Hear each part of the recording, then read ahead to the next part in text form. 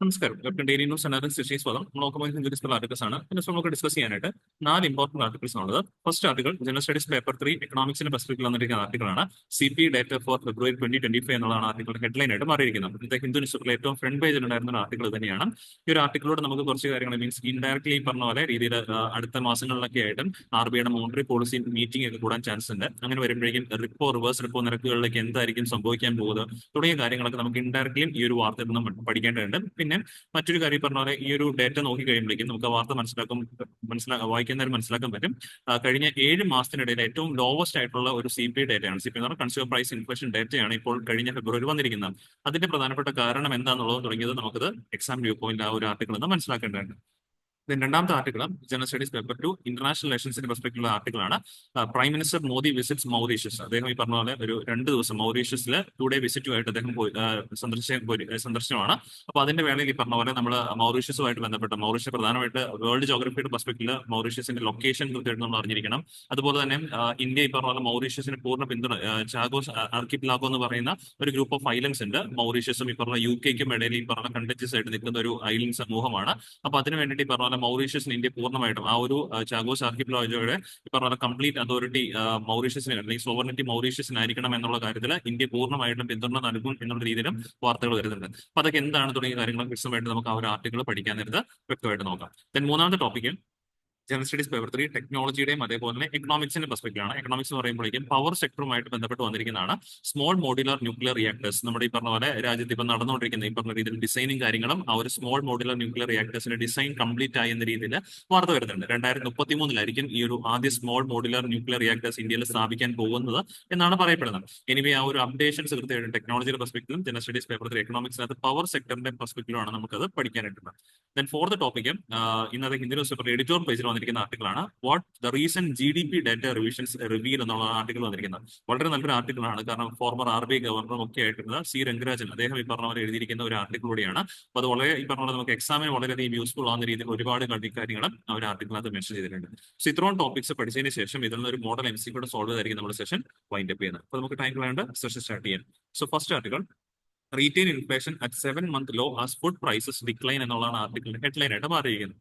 അപ്പൊ ഇത് ഞാൻ എപ്പോഴും പറയുന്ന പോലെ നമുക്ക് ഹെഡിങ്ങിനകത്ത് പറയുന്ന കാര്യങ്ങൾ മനസ്സിലാക്കിയതിന് ശേഷം ഏറ്റവും പ്രധാനമായിട്ട് നോക്കേണ്ട അതിന്റെ ബേസിക് കണ്ടന്റ് അല്ലെങ്കിൽ ആ ഒരു ആർട്ടിക്കിളിന്റെ ബേസിക് തീം എന്തിനെ കുറിച്ചിട്ടാണോ പറയുന്നത് ആ ഒരു ടോപ്പിക് ആയിരിക്കണം പ്രധാനമായിട്ട് നമ്മൾ ഐഡന്റിഫൈ ചെയ്ത് പഠിക്കേണ്ടത്. ഇവിടെ നോക്കുമ്പോൾ റീറ്റെയിൽ ഇൻഫ്ലേഷനെ കുറിച്ചാണ് പറയുന്നത്. അപ്പൊ റീറ്റെയിൽ ഇൻഫ്ലേഷൻ എന്താണെന്നുള്ള കാര്യം മനസ്സിലാകാതെ നമുക്ക് ആ ഒരു ആർട്ടിക്കിൾ പൂർണ്ണമായിട്ട് മനസ്സിലാക്കി എടുക്കാൻ പറ്റത്തില്ല. അതുകൊണ്ട് തന്നെ ഫസ്റ്റ് ഓഫ് ഓൾ നമ്മൾ പഠിക്കുന്ന റീറ്റെയിൽ ഇൻഫ്ലേഷനെ കുറിച്ചിട്ടാണ്. റീറ്റെയിൽ ഇൻഫ്ലേഷൻ എന്നുള്ളതിന് മറ്റൊരു പേരാണ് കൺസ്യൂമർ പ്രൈസ് ഇൻഫ്ലേഷൻ. അല്ലെങ്കിൽ കൺസ്യൂമർ ഇൻഫ്ലേഷൻ എന്നറിയപ്പെടുന്നു റീറ്റെയിൽ ഇൻഫ്ലേഷൻ തന്നെയാണ്. ബിക്കോസ് റീറ്റെയിൽ എന്ന് പറഞ്ഞാൽ മാർക്കറ്റിനെ സൂചിപ്പിക്കുന്നു. മാർക്കറ്റിൽ പ്രധാനപ്പെട്ട ഈ പറഞ്ഞ പർച്ചേസും കാര്യങ്ങളൊക്കെ ചെയ്യുന്ന പറഞ്ഞാൽ നമ്മൾ കൺസ്യൂമേഴ്സ് ആണ്. അതുകൊണ്ട് തന്നെ മാർക്കറ്റിൽ അനുഭവപ്പെടുന്ന പൊതുവായിട്ടുള്ള ഇൻഫ്ലേഷൻ അഥവാ കൺസ്യൂമേഴ്സ് അനുഭവപ്പെടുന്ന ഇൻഫ്ലേഷനെയാണ് നമ്മൾ റീറ്റെയിൽ ഇൻഫ്ലേഷൻ കൊണ്ട് സൂചിപ്പിക്കുന്നത്. സോ ദ കൺസ്യൂമർ പ്രൈസ് ആ ഇൻഫ്ലേഷൻ മെഷർ ചെയ്തെടുക്കുന്ന ഡേറ്റയുടെ പേരാണ് CPI ഡേറ്റ, അതായത് കൺസ്യൂമർ പ്രൈസ് ഇൻഡെക്സ് ഡേറ്റ എന്ന് പറയുന്നത്. സോ CPI ഡേറ്റ എന്ന് പറയുന്നത് measures average change in price of a fixed basket of goods and services that households typically consume. അതായത് നമ്മൾ നോർമലി പറഞ്ഞ പോലെ പൊതുജനങ്ങൾ ഓൺ ആവറേജ് കൺസ്യൂം ചെയ്യുന്ന വസ്തുക്കളെല്ലാം തന്നെ ഒരു ബാസ്ക്കറ്റ് ആയിട്ട് കണക്കാക്കുക. ആ ഒരു ബാസ്ക്കറ്റിൽ ഉൾപ്പെടുന്ന വസ്തുക്കളിലെല്ലാം തന്നെ വിലയ്ക്ക് എന്താണ് സംഭവിച്ചുകൊണ്ടിരിക്കുന്നത്, ഓരോ മാസങ്ങൾ കഴിയുമ്പോൾ വിലയ്ക്ക് എത്രമാത്രം വർധനവ് വരുന്നു അല്ലെങ്കിൽ കുറവ് വരുന്നുണ്ടോ തുടങ്ങിയ കാര്യങ്ങളെ കുറിച്ചിട്ട് നമ്മളോട് പറഞ്ഞു നൽകുന്ന ഒരു റിപ്പോർട്ടാണ് കൺസ്യൂമർ പ്രൈസ് ഇൻഡെക്സ് ഡേറ്റ എന്ന് പറയുന്നത്. അപ്പൊ ഇവിടെ നോക്കിയിട്ടാണ് പലപ്പോഴും നമ്മുടെ രാജ്യത്തെ പ്രധാനപ്പെട്ട മോണിറ്ററി ഡിസിഷൻസ് ഒക്കെ എടുക്കുന്നത്. ഈ ഒരു ഡേറ്റ പരിശോധിച്ചിട്ട് ഉദാഹരണം പറയുകയാണെങ്കിൽ RBI ആണെങ്കിലും RBIയുടെ റിവേഴ്സ് റിപ്പോ നിരക്കുകളൊക്കെ തന്നെ പബ്ലിഷ് ചെയ്യുന്ന ഗവൺമെന്റ് പബ്ലിഷ് ചെയ്യുന്ന CPI ഡേറ്റ നോക്കിയിട്ടാണ്. നമ്മൾ ക്ലാസ്സുകൾ പഠിക്കുന്നതാണ്. ഈ പറഞ്ഞ നിലവിൽ നമ്മുടെ ഇൻഫ്ലേഷന്റെ ഒരു ടാർഗറ്റ് ലെവൽ RBIയുടെ ടാർഗറ്റ് ലെവൽ എന്ന് പറഞ്ഞാൽ 4% ആണ്. അപ്പൊ 4% മുകളിൽ പോയാലും അല്ലെങ്കിൽ 4% താഴോട്ട് നീങ്ങിയാലൊക്കെ തന്നെ കൃത്യമായിട്ട് RBI അതിനുള്ള കറക്റ്റീവ് മെഷേഴ്സ് സ്വീകരിക്കാറുണ്ട്. Using its repo and reverse repo നിരക്കുകൾ ഉപയോഗിച്ചിട്ടാണ് കറക്റ്റ് ചെയ്യുന്നത്. അപ്പൊ അങ്ങനെ ഈ പറഞ്ഞ പോലെ നിലവിൽ എന്താണ് സാഹചര്യം എന്ന തുടങ്ങിയ കാര്യങ്ങൾ നമുക്ക് മനസ്സിലാക്കണം. അതിനുശേഷം ആ ഒരു കൺസ്യൂമർ പ്രൈസ് ഡേറ്റ ഉപയോഗിച്ചിട്ട് RBI അടുത്ത മോണിറ്ററി പോളിസി മീറ്റിംഗിൽ എന്തായിരിക്കും ചെയ്യാൻ പോകുന്നത്, റിപ്പോ നിരക്കുകൾ വർദ്ധിപ്പിക്കുകയായിരിക്കും കുറയ്ക്കുകയായിരിക്കും ചെയ്യുന്നതൊക്കെയാണ് ഇതിൽ നമുക്ക് വ്യക്തമായിട്ടും എക്സാം വ്യൂ പോയിന്റിൽ മനസ്സിലാക്കേണ്ടത്. സോ എനിവേ ആദ്യം തന്നെ ഓർത്തിരിക്കണം ഈ കൺസ്യൂമർ പ്രൈസ് ഇൻഡെക്സ് എന്ന് പറയുന്നത് it measures price of fixed basket of goods and services that households typically consume.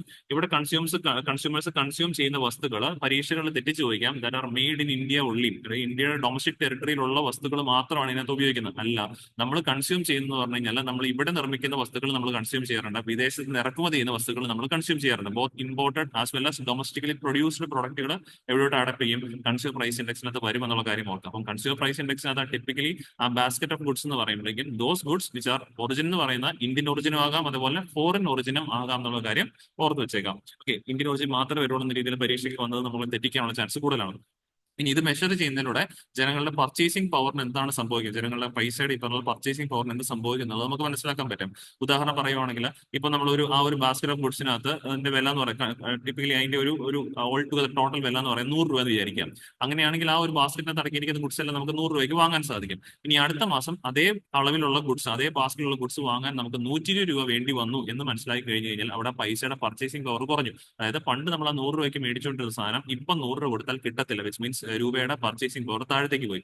രൂപയുടെ പർച്ചേസിംഗ് പവർ താഴത്തേക്ക് റെഡ്യൂസ് ചെയ്യുന്ന പൊതുവിൽ മാർക്കറ്റിൽ ഇൻഫ്ലേഷൻ വരുന്ന ഒരു സിറ്റുവേഷൻ ആണ്. നേരെ ഓപ്പോസിറ്റ് ആണ് ഡീഫ്ലേഷൻ വരുമ്പോൾ. ഡീഫ്ലേഷൻ വരുമ്പോൾ സാധനങ്ങളുടെ വില കുറയും. അപ്പോൾ ആ ബാസ്കറ്റിനകത്തെ ഗുഡ്സിന് വില ഈ പറഞ്ഞ പോലെ അത്ര ഉണ്ടാവില്ല. പണ്ട് 100 രൂപയാണെങ്കിൽ ഇപ്പോൾ 80 രൂപ ആ ബാസ്കറ്റ് ഉണ്ടാവുള്ളൂ. അപ്പോൾ ഓട്ടോമാറ്റിക്കലി റുപ്പിയുടെ പർച്ചേസിംഗ് പവർ കൂടും. കാരണം അതേ 100 രൂപയ്ക്ക് കൂടുതൽ സാധനങ്ങൾ നമുക്ക് വാങ്ങാനായിട്ട് സാധിക്കും. സോ ഇതാണ് പർച്ചേസിംഗ് പവർ റുപ്പി ചേഞ്ചസ് ചെയ്യുന്ന, ഇൻഫ്ലേഷൻ വെച്ചിട്ട് ചേഞ്ച് ചെയ്യുന്നതിനെ കുറിച്ചിട്ടും ഈ ഒരു ഡേറ്റ നമ്മളോട് പറഞ്ഞിരിക്കും. ഇനി ഈ കൺസ്യൂമർ പ്രൈസ് ഇൻഫ്ലേഷനകത്ത് ഇൻഡെക്സ് തയ്യാറാക്കുന്നതിന് നമ്മൾ പ്രധാനമായിട്ട് ഉപയോഗിക്കുന്ന കുറച്ച് കമ്പോണൻസ് ആണ്. അതായത് ആ ബാസ്കറ്റ് ഓഫ് ഗുഡ്സിനകത്ത് പറയുമ്പോഴേക്കും അതിനെ ക്ലാസിഫൈ ചെയ്യുന്ന ഫുഡ്സ് ആൻഡ് ബ്യൂറേജസ് ആയിട്ട് ക്ലാസിഫൈ ചെയ്യാറുണ്ട്. Housing items, clothing and food fuel and light, miscellaneous, education, health care, transport, അങ്ങനെയുള്ള കുറെ കാര്യങ്ങൾ ചേർത്തിട്ടാണ് നമ്മൾ കൺസ്യൂമർ പ്രൈസ് ഇൻഡെക്സ് ഡേറ്റ തയ്യാറാക്കുന്നത്. ഇതിൽ ഏറ്റവും കൂടുതൽ നമ്മൾ ഇമ്പോർട്ടൻസ് കൊടുക്കുന്ന ഫുഡ്സ് ആൻഡ് ബിവറേജസിനാണ്. ബിക്കോസ് കൺസ്യൂമേഴ്സ് ടിപ്പിക്കലി ഏറ്റവും കൂടുതൽ പൈസ ചെലവാക്കുന്നത് ആഹാര സാധനങ്ങൾക്ക് വേണ്ടിയിട്ടാണെന്നുള്ളതാണ്. നമ്മൾ ഇതെല്ലാം ഒരു ബിഹേവിയറൽ കൺസെപ്റ്റ് ആണ് കേട്ടോ. അപ്പൊ ബിഹേവിയറൽ കൺസെപ്റ്റ് ആണ്. ഒരു വ്യക്തി ഇങ്ങനെ തന്നെ ചെലവാക്കുന്ന ഒരു നിർബന്ധമില്ല, പക്ഷെ ഒരു ബിഹേവിയറൽ കൺസെപ്റ്റ് ആണ് ആവറേജ് നോക്കുമ്പോൾ. സോ കൺസ്യൂമേഴ്സ് യൂഷ്വലി കൂടുതൽ അവർ സ്പെൻഡ് ചെയ്യുന്ന ഫുഡ് ഐറ്റംസിനും ബിവറേജ് ഐറ്റംസിനും ആയതുകൊണ്ട് തന്നെ ഈ CPI ഡേറ്റയ്ക്ക് അത് ഏറ്റവും കൂടുതൽ പ്രാധാന്യം കൊടുക്കുന്നത് ഏതിനാണ്? ഫുഡ് ആൻഡ് ബിവറേജ് എന്നുള്ള കാര്യം ഓർത്തിരിക്കാം. അതുകൊണ്ട് തന്നെ ഫുഡ് ഐറ്റംസ്, നമ്മുടെ നാട്ടിൽ പൊതുവിൽ ആഹാര സാധനങ്ങൾക്ക് ഫുഡ് ഐറ്റംസിന് വില വർദ്ധിക്കുന്ന സമയങ്ങളിൽ CPI ഡേറ്റയും അതിനനുസരിച്ച് വർദ്ധിക്കും. നേരെ തിരിച്ച് ഫുഡ് ഐറ്റംസിന് വില കുറയുന്ന സാഹചര്യത്തിൽ നോർമലി ഈ പറഞ്ഞ രീതിയിൽ കൺസ്യൂമർ പ്രൈസ് ഇൻഫ്ലേഷൻ ഡേറ്റയ്ക്ക് എന്ത് സംഭവിക്കും? അതിനനുസരിച്ച് റിഡക്ഷൻ കാണാറുണ്ട്. Keeping in mind other components വർദ്ധിച്ചാലും ഒക്കെ തന്നെ, കാരണം അതിന്റെ ഇമ്പോർട്ടൻസ് താരതമ്യേന കുറവാണ്. ഈ ഫുഡ്സ് ആൻഡ് ബിവറേജസിന് ഒരുപാട് ഇമ്പോർട്ടൻസ് കൊടുത്തിരിക്കുന്ന കാരണം ആ ഫുഡ്സ് ആൻഡ് ബിവറേജസിന്റെ വിലക്കയറ്റം അനുസരിച്ച്, ആ വില അനുസരിച്ചാണ് പലപ്പോഴും CPIയുടെയും ഡേറ്റാസ് മാറിക്കൊണ്ടിരിക്കുന്നത്. ഇപ്പൊ നിങ്ങൾക്ക് കുറച്ച് മനസ്സിലാക്കാൻ പറ്റും. Retail inflation 7 month low as food prices decline. കണ്ടോ, ഇപ്പം മനസ്സിലാക്കാൻ പറ്റുന്നുണ്ടല്ലോ. ഈ ഒരു 7 മാസത്തിനേക്കാൾ ഏറ്റവും കുറവ്, 7 മാസത്തിലെ ഏറ്റവും കുറവ് റീറ്റെയിൽ ഇൻഫ്ലേഷൻ, കൺസ്യൂമർ ഇൻഫ്ലേഷൻ വരാൻ കാരണം എന്താണ്? ഫുഡ് പ്രൈസസ് ഈ കാലയളവിൽ കുറഞ്ഞാണ്. അതാണ് ഇവിടെ ഈ ഗ്രാഫ് ഉപയോഗിച്ച് നൽകിയിരിക്കുന്നത്. ഗ്രാഫ് ഉപയോഗിച്ച് കറന്റ് പറയുവാണെങ്കിൽ CPI ഇൻഫ്ലേഷൻ 3.6 ആണ്. പക്ഷേ അതേപോലെ ഫുഡ് ഇൻഫ്ലേഷൻ പറയുകയാണെങ്കിൽ 3.75 മാത്രമേ ഉള്ളൂ. താരതമ്യേന കുറവാണ്. ഫുഡ് ഇൻഫ്ലേഷൻ കുറയുന്ന സാഹചര്യങ്ങളൊക്കെ തന്നെ ഈ പറഞ്ഞ കൺസ്യൂമർ പ്രൈസ് ഇൻഫ്ലേഷൻ സംഭവിക്കും, കുറവ് കാണാറുണ്ട്. കൺസ്യൂമർ പ്രൈസ് ഇൻഫ്ലേഷൻ എന്ന് പറയുമ്പോഴേക്കും ഫുഡും ഹൗസിംഗും ക്ലോത്തിങ്ങും ഫ്യൂലും മിസ്ലേസ് എല്ലാം കൂടെ ചേർത്തിട്ടാണ് പറയുന്നത്. അപ്പൊ ഇതിനകത്ത് ഈ പറഞ്ഞ രീതിയിൽ ഒട്ടുമിക്ക കമ്പോണൻസും വിലക്കുറവുണ്ട്. പക്ഷേ ഫുഡ് ഐറ്റംസ് നല്ല രീതിയിൽ കുറവുണ്ട്. കാരണം മേജർ കമ്പോണന്റ് ഫുഡ് ഐറ്റംസ് ആയതുകൊണ്ട് ഫുഡ് ഐറ്റംസിന്റെ പ്രൈസിനനുസരിച്ചായിരിക്കും ഈ ഒരു ഇൻഫ്ലേഷൻ അങ്ങോട്ടും ഇങ്ങോട്ടും നീങ്ങിക്കൊണ്ടിരിക്കുക. അതുകൊണ്ട് ഞാൻ ഈ പറഞ്ഞ രീതിയിൽ ഇതിന് പബ്ലിഷ് ചെയ്യുന്നത് നമുക്ക് പരീക്ഷയിൽ ചോദിക്കാറുണ്ട്. CPI ഇൻഡെക്സ് പബ്ലിഷ് ചെയ്യുന്ന ministry of statistics and programme implementation ആണ്. അവരുടെ കീഴിലുള്ള നാഷണൽ സ്റ്റാറ്റിസ്റ്റിക്കൽ ഓഫീസാണ്, NSO ആണ് ഈ പറഞ്ഞ രീതിയിൽ ഈ റിപ്പോർട്ടും കാര്യങ്ങളൊക്കെ തന്നെ പലപ്പോഴും പബ്ലിഷ് ചെയ്യാറുള്ളത്. നേരത്തെ ഈ പറഞ്ഞ പോലെ CSO, NSS എന്നൊക്കെ പറഞ്ഞ് നമ്മൾ ടെക്സ്റ്റ് ബുക്ക് വായിക്കുമ്പോഴേക്കും അതോറിറ്റീസ് കേൾക്കാറുണ്ട്. ഇപ്പം NSO എന്ന് പറഞ്ഞ ഓർഗനൈസേഷൻ ആണുള്ളത്. ഈ NSO ആണ് ഇപ്പം മേജർ റിപ്പോർട്ട്സ് എല്ലാം പബ്ലിഷ് ചെയ്തത്. ബിക്കോസ് പണ്ടുണ്ടായിരുന്ന സെൻട്രൽ സ്റ്റാറ്റിസ്റ്റിക്കൽ ഓഫീസ് CSOയും നാഷണൽ സാമ്പിൾ സർവേ ഓർഗനൈസേഷൻ കൂടെ ചേർന്നിട്ടാണ് നമ്മുടെ നാഷണൽ സ്റ്റാറ്റിസ്റ്റിക്കൽ ഓഫീസിലുള്ള NSO ഈ പറഞ്ഞ ക്രിയേറ്റ് ചെയ്തിരുന്നത്. അതുകൊണ്ട് ഇപ്പം CPI ഡേറ്റ പബ്ലിഷ് ചെയ്യുന്ന NSO under ministry of statistics and programme implementation എന്നുള്ള കാര്യം ഓർത്ത് വെച്ചേക്കാം. Okay, then types of consumer price index എന്ന് അറിഞ്ഞിരിക്കണം. നമുക്ക് 3 ടൈപ്പ് ആയിട്ടുള്ള, ഒന്ന് പറഞ്ഞു കഴിഞ്ഞാൽ രണ്ടാണ് പ്രധാനപ്പെട്ട് വരുന്നത്. ഈ രണ്ടും കൂടെ ചേർത്തിട്ടാണ് ഈ പറഞ്ഞ പോലെ CPI കമ്പൈൻഡ് എന്ന രീതിയിലേക്ക് അവതരിപ്പിക്കാറുള്ളത്. ഇനി ഫസ്റ്റ് ഓഫ് ഓൾ ആണ് CPI ഫോർ ഇൻഡസ്ട്രിയൽ വർക്കേഴ്സ്. അതായത് ഇൻഡസ്ട്രിയൽ വർക്കേഴ്സിന് അനുഭവപ്പെടുന്ന വിലക്കയറ്റം എങ്ങനെയാണെന്നുള്ള കാര്യം മനസ്സിലാക്കാനായിട്ട്. ബേസ് ഇയർ ആയിട്ട് പറയുന്നത് 2026 ആണ്. ബേസ് ഇയർ എന്ന കമ്പാരിസൺ ആണ്. ഓരോ വസ്തുക്കളുടെ വില കമ്പയർ ചെയ്യാനായിട്ട് ഉപയോഗിക്കുന്ന വർഷമാണ് ബേസ് ഇയർ. 2016 ആണ് CPI ഇൻഡസ്ട്രിയൽ വർക്കേഴ്സിന് base year. Used for wage adjustment in organised labour തൊഴിലാളികളുടെ ഈ പറഞ്ഞ പോലെ വേതനങ്ങളും കാര്യങ്ങളൊക്കെ അഡ്ജസ്റ്റ് ചെയ്യാനായിട്ട് ഈ ഡേറ്റയാണ് പരിശോധിക്കാറുള്ളത്. കാരണം അവിടെ വിലക്കയറ്റം വന്നുകൊണ്ടിരിക്കുക എന്ന് പറയുമ്പോൾ അവരുടെ ദിവസക്കൂലിയൊക്കെ തന്നെ ഈ പറഞ്ഞാൽ കൂട്ടേണ്ടതായിട്ട് വരും. പിന്നെ അഗ്രികൾച്ചർ ലേബേഴ്സ്, റൂറൽ ലേബേഴ്സ്, ഇവർക്ക് സെപ്പറേറ്റ് ആയിട്ട് ഈ പറഞ്ഞ ഇൻഡെക്സ് ഉണ്ട്. അവിടെ ഈ പറഞ്ഞ റൂറൽ അഗ്രികൾച്ചർ ലേബേഴ്സ് അനുഭവപ്പെടുന്ന ഇൻഫ്ലേഷൻ ആണ് മെഷർ ചെയ്യുന്നത്. അവിടെ ബേസ് ഇയർ 1986-87 ഒരുപാട് പഴക്കമുള്ളതാണെന്നുള്ള കാര്യം ഓർത്തിരിക്കണം. ഇനി CPI അർബൻ ഉണ്ട്, CPI റൂറലും ഉണ്ട്. ഇത്രയും കാര്യങ്ങൾ ചേർത്തിട്ട് കമ്പൈൻ ചെയ്യുന്നതിന്റെ പേരാണ് CPI കമ്പൈൻഡ്. ആക്ച്വലി നമ്മൾ വാർത്തയിൽ കേൾക്കുന്ന CPI കമ്പൈൻഡ് ആണ്, അല്ലെങ്കിൽ വെറുതെ CPI എന്ന് പറഞ്ഞാലും ഡിനോട്ട് CPI കമ്പൈൻഡ് ആണ്. ഇവിടെ ഈ പറഞ്ഞ നാഷണൽ ലെവലിലെ റീറ്റെയിൽ ഇൻഫ്ലേഷനെയാണ് മെഷർ ചെയ്യുന്നത്. Base year 2012. അപ്പൊ ഇപ്പൊ നമ്മൾ നോക്കിയാൽ നമ്മൾ ഈ പോലെ ഈ CPI ഡേറ്റ കണ്ടുപിടിക്കുന്നതിന് വേണ്ടിയിട്ട് ഉപയോഗിക്കുന്ന ബേസ് ഇയർ എന്ന് പറഞ്ഞാൽ വളരെ പഴക്കം ചെന്നതാണ്. 12 വർഷത്തോളം പഴക്കം ചെന്ന ഡേറ്റാസ് ആണ് നമ്മൾ ഉപയോഗിച്ചുകൊണ്ടിരിക്കുന്നത്. അതുകൊണ്ടാണ് റീസെന്റ് വാർത്ത ഉണ്ടായിരുന്നു, നമ്മൾ CPI ഡേറ്റയുടെ ബേസ് ഇയർ റിവൈസ് ചെയ്യാൻ പോകുന്നത് 2024 ബേസ് ഇയർ ആക്കാൻ പോകുന്ന എന്ന രീതിയിൽ വാർത്ത വരുന്നുണ്ട്. ബട്ട് ഒഫീഷ്യലി വന്നിട്ടില്ല, ഇങ്ങനെ വാർത്തകൾ വന്നിട്ടുണ്ട്. So this CPI combined is widely used on official retail inflation rate in India. ഈ ഡേറ്റയാണ് RBI ഒക്കെ തന്നെ അവരുടെ ഈ പറഞ്ഞ പോളിസി റേറ്റുകൾക്കായിട്ട് ഉപയോഗിക്കുന്നത്. സോ പർപ്പസ് ഞാൻ ഓൾറെഡി പറഞ്ഞു, ട്രാക്കിംഗ് ഇൻഫ്ലേഷന് വേണ്ടിയിട്ടാണ് നമ്മൾ ഈ ഡേറ്റ കൺസിഡർ ചെയ്യുന്നത്. പിന്നെ policy formation, reserve bank of India consumer price index data ഉപയോഗിച്ചിട്ടാണ് അവരുടെ പോളിസി ഫോർമേറ്റ് ചെയ്യുന്നത്. പണ്ട് WP ആയിരുന്നു, ഇപ്പൊ അല്ല. പണ്ട് ഈ പറഞ്ഞ പോലെ RBI WP ഡേറ്റയാണ് ഉപയോഗിച്ചിട്ടുള്ളത്, ഹോൾസെയിൽ പ്രൈസ് ഇൻഡെക്സ് എന്ന് പറഞ്ഞ ഡേറ്റ ഉപയോഗിച്ചിട്ടുണ്ടായിരുന്നു. പക്ഷേ ഇപ്പൊ നിലവിൽ RBI ഉപയോഗിക്കുന്ന കൺസ്യൂമർ പ്രൈസ് ഇൻഡെക്സ് ഡേറ്റയാണ് ഇൻഫ്ലേഷൻ ടാർഗറ്റ് ഉപയോഗിക്കുന്നത്. ഇൻഫ്ലേഷൻ ടാർഗറ്റിംഗ് ആണ് RBIയുടെ 4% +or-2 4% നിർത്തണം എന്നുള്ളതാണ് RBIയുടെ ആഗ്രഹം നാട്ടിലെ ഇൻഫ്ലേഷൻ. പക്ഷേ ഇതൊന്നും നമുക്ക് അങ്ങനെ പിടിച്ച ഒരു പോയിന്റ് നിൽക്കുന്നതല്ലോ. അതുകൊണ്ട് ഒരു ടോളറൻസ് ലെവൽ പറയാറുണ്ട് 4 +or-2. അതായത് ഒരു ലെവൽ പറയുവാണെങ്കിൽ inflation our country should be somewhere between 2 to 6% ആയിരിക്കണം. 6ന് മുകളിലും അധികം പോകാൻ പാടില്ല, 2ന് താഴത്തേക്ക് അധികം പോകാനായിട്ട് പാടില്ല. പിന്നെ നമ്മുടെ നാട്ടിൽ പറഞ്ഞ പോലെ ഡിയർനൻസ് അല്ല, DA എന്ന് പറഞ്ഞ് കേട്ടിട്ടുണ്ടാവുമല്ലോ, സർക്കാർ ഉദ്യോഗസ്ഥരൊക്കെ തന്നെ. അപ്പൊ ഈ DA കാര്യങ്ങളൊക്കെ സർക്കാർ പ്രഖ്യാപിക്കുന്നത് ഈ CPI ഡേറ്റ പരിശോധിച്ചിട്ടാണെന്നുള്ള കാര്യം ഓർത്തിരിക്കുക. പിന്നെ ഇന്ത്യൻ എക്കണോമിയുടെ ഈ പറഞ്ഞ പോലെ ഹെൽത്തും, ഇന്ത്യൻ എക്കണോമി തന്നെ ലോകത്തെമ്പാടുമുള്ള എക്കണോമിയുടെ ഹെൽത്തും കാര്യങ്ങളൊക്കെ തന്നെ മനസ്സിലാക്കാനായിട്ടും ഇതൊരു ഡേറ്റ ആയിട്ട് ഉപയോഗിക്കാറുണ്ട്. അപ്പം ഇന്ത്യൻ എക്കണോമിയുടെ ഹെൽത്ത് കാര്യങ്ങൾ നോക്കാനായിട്ട് കൺസ്യൂമർ പ്രൈസ് ഇൻഡെക്സ് ഡേറ്റയെ നമ്മൾ പരിശോധിക്കാറുണ്ട്. ഓക്കെ, പിന്നെ ഇതിനകത്ത് കീ ഇഷ്യൂസ് എന്ന് പറഞ്ഞു കഴിഞ്ഞാൽ നിലവിൽ PDF സിസ്റ്റത്തിലൂടെ നമ്മൾ വിതരണം ചെയ്യുന്ന വസ്തുക്കൾ എവിടെയോട്ട് അടപ്പ് ചെയ്യാറില്ല, ഈ CPI ഡേറ്റയ്ക്ക് അത് വരാറില്ല. Because PDF system public distribution, നമ്മുടെ റേഷൻ കടകളിൽ നിന്നൊക്കെ കിട്ടുന്ന സാധനങ്ങൾ, അവിടെ നിന്ന് ഈ പറഞ്ഞ പോലെ താരതമ്യേന വില കുറഞ്ഞ പലപ്പോഴും നമ്മൾ സാധനം കിട്ടുന്നത്, അല്ലെങ്കിൽ നമ്മൾ പലപ്പോഴും പ്രൈസ് കൊടുക്കാതെ ഫ്രീ ഓഫ് കോസ്റ്റിൽ നമുക്ക് കമ്പോണൻസ് കിട്ടാറുണ്ട്. അത്തരത്തിൽ ഈ പറഞ്ഞ പോലെ കിട്ടുമ്പോഴേക്കും ഇവിടെ എക്കണോമിക് കോസ്റ്റ് ഇല്ലാത്ത കാരണം, പ്രൈസ് കൊടുത്തിട്ടല്ല അത് വാങ്ങുന്ന കാരണം തന്നെ നമുക്ക് ഇതിനകത്ത് വിലയിട്ട് കാൽക്കുലേറ്റ് ചെയ്യാൻ പറ്റത്തില്ല. അപ്പൊ ഇതിനകത്തൊരു ഇഷ്യൂ എന്ന് പറഞ്ഞു കഴിഞ്ഞാൽ PDSലൂടെ കിട്ടുന്ന ഫ്രീ ഗുഡ്സുകളൊന്നും തന്നെ നമ്മൾ പലപ്പോഴും എന്ത് ചെയ്യാറില്ല, ഇതിനകത്ത് ആഡ് ചെയ്യാറില്ല എന്നുള്ള കാര്യം ഓർത്ത് വെച്ചേക്കുന്നത്. ഇത് വേണമെങ്കിൽ പൊട്ടൻഷ്യലി സ്റ്റേറ്റ്മെന്റ് ആയിട്ട് ചോദിക്കാം. PDF സിസ്റ്റത്തിലൂടെ ഡിസ്ട്രിബ്യൂട്ട് ചെയ്യുന്ന ഗുഡ്സും ഈ പറഞ്ഞ പോലെ CPI ഡേറ്റയ്ക്ക് ആഡപ്പ് ചെയ്യുന്നുണ്ട് എന്ന് പറഞ്ഞു കഴിഞ്ഞാൽ തെറ്റാണ്. കറന്റ് അത് എക്സ്ക്ലൂഡഡ് ആണെന്നുള്ള കാര്യം ഓർത്തിരിക്കും. പക്ഷേ ഇവിടെ ഒരു അപ്ഡേഷൻ വരുന്നുണ്ട്. പ്രപ്പോസ് ചേഞ്ചസ് ഓൾറെഡി ഞാൻ പറഞ്ഞു, CPI കാൽക്കുലേറ്റ് ബേസ് ഇയർ 2024 മാറ്റാനായിട്ട് പോകുന്ന രീതിയിൽ വാർത്ത വരുന്നുണ്ട്.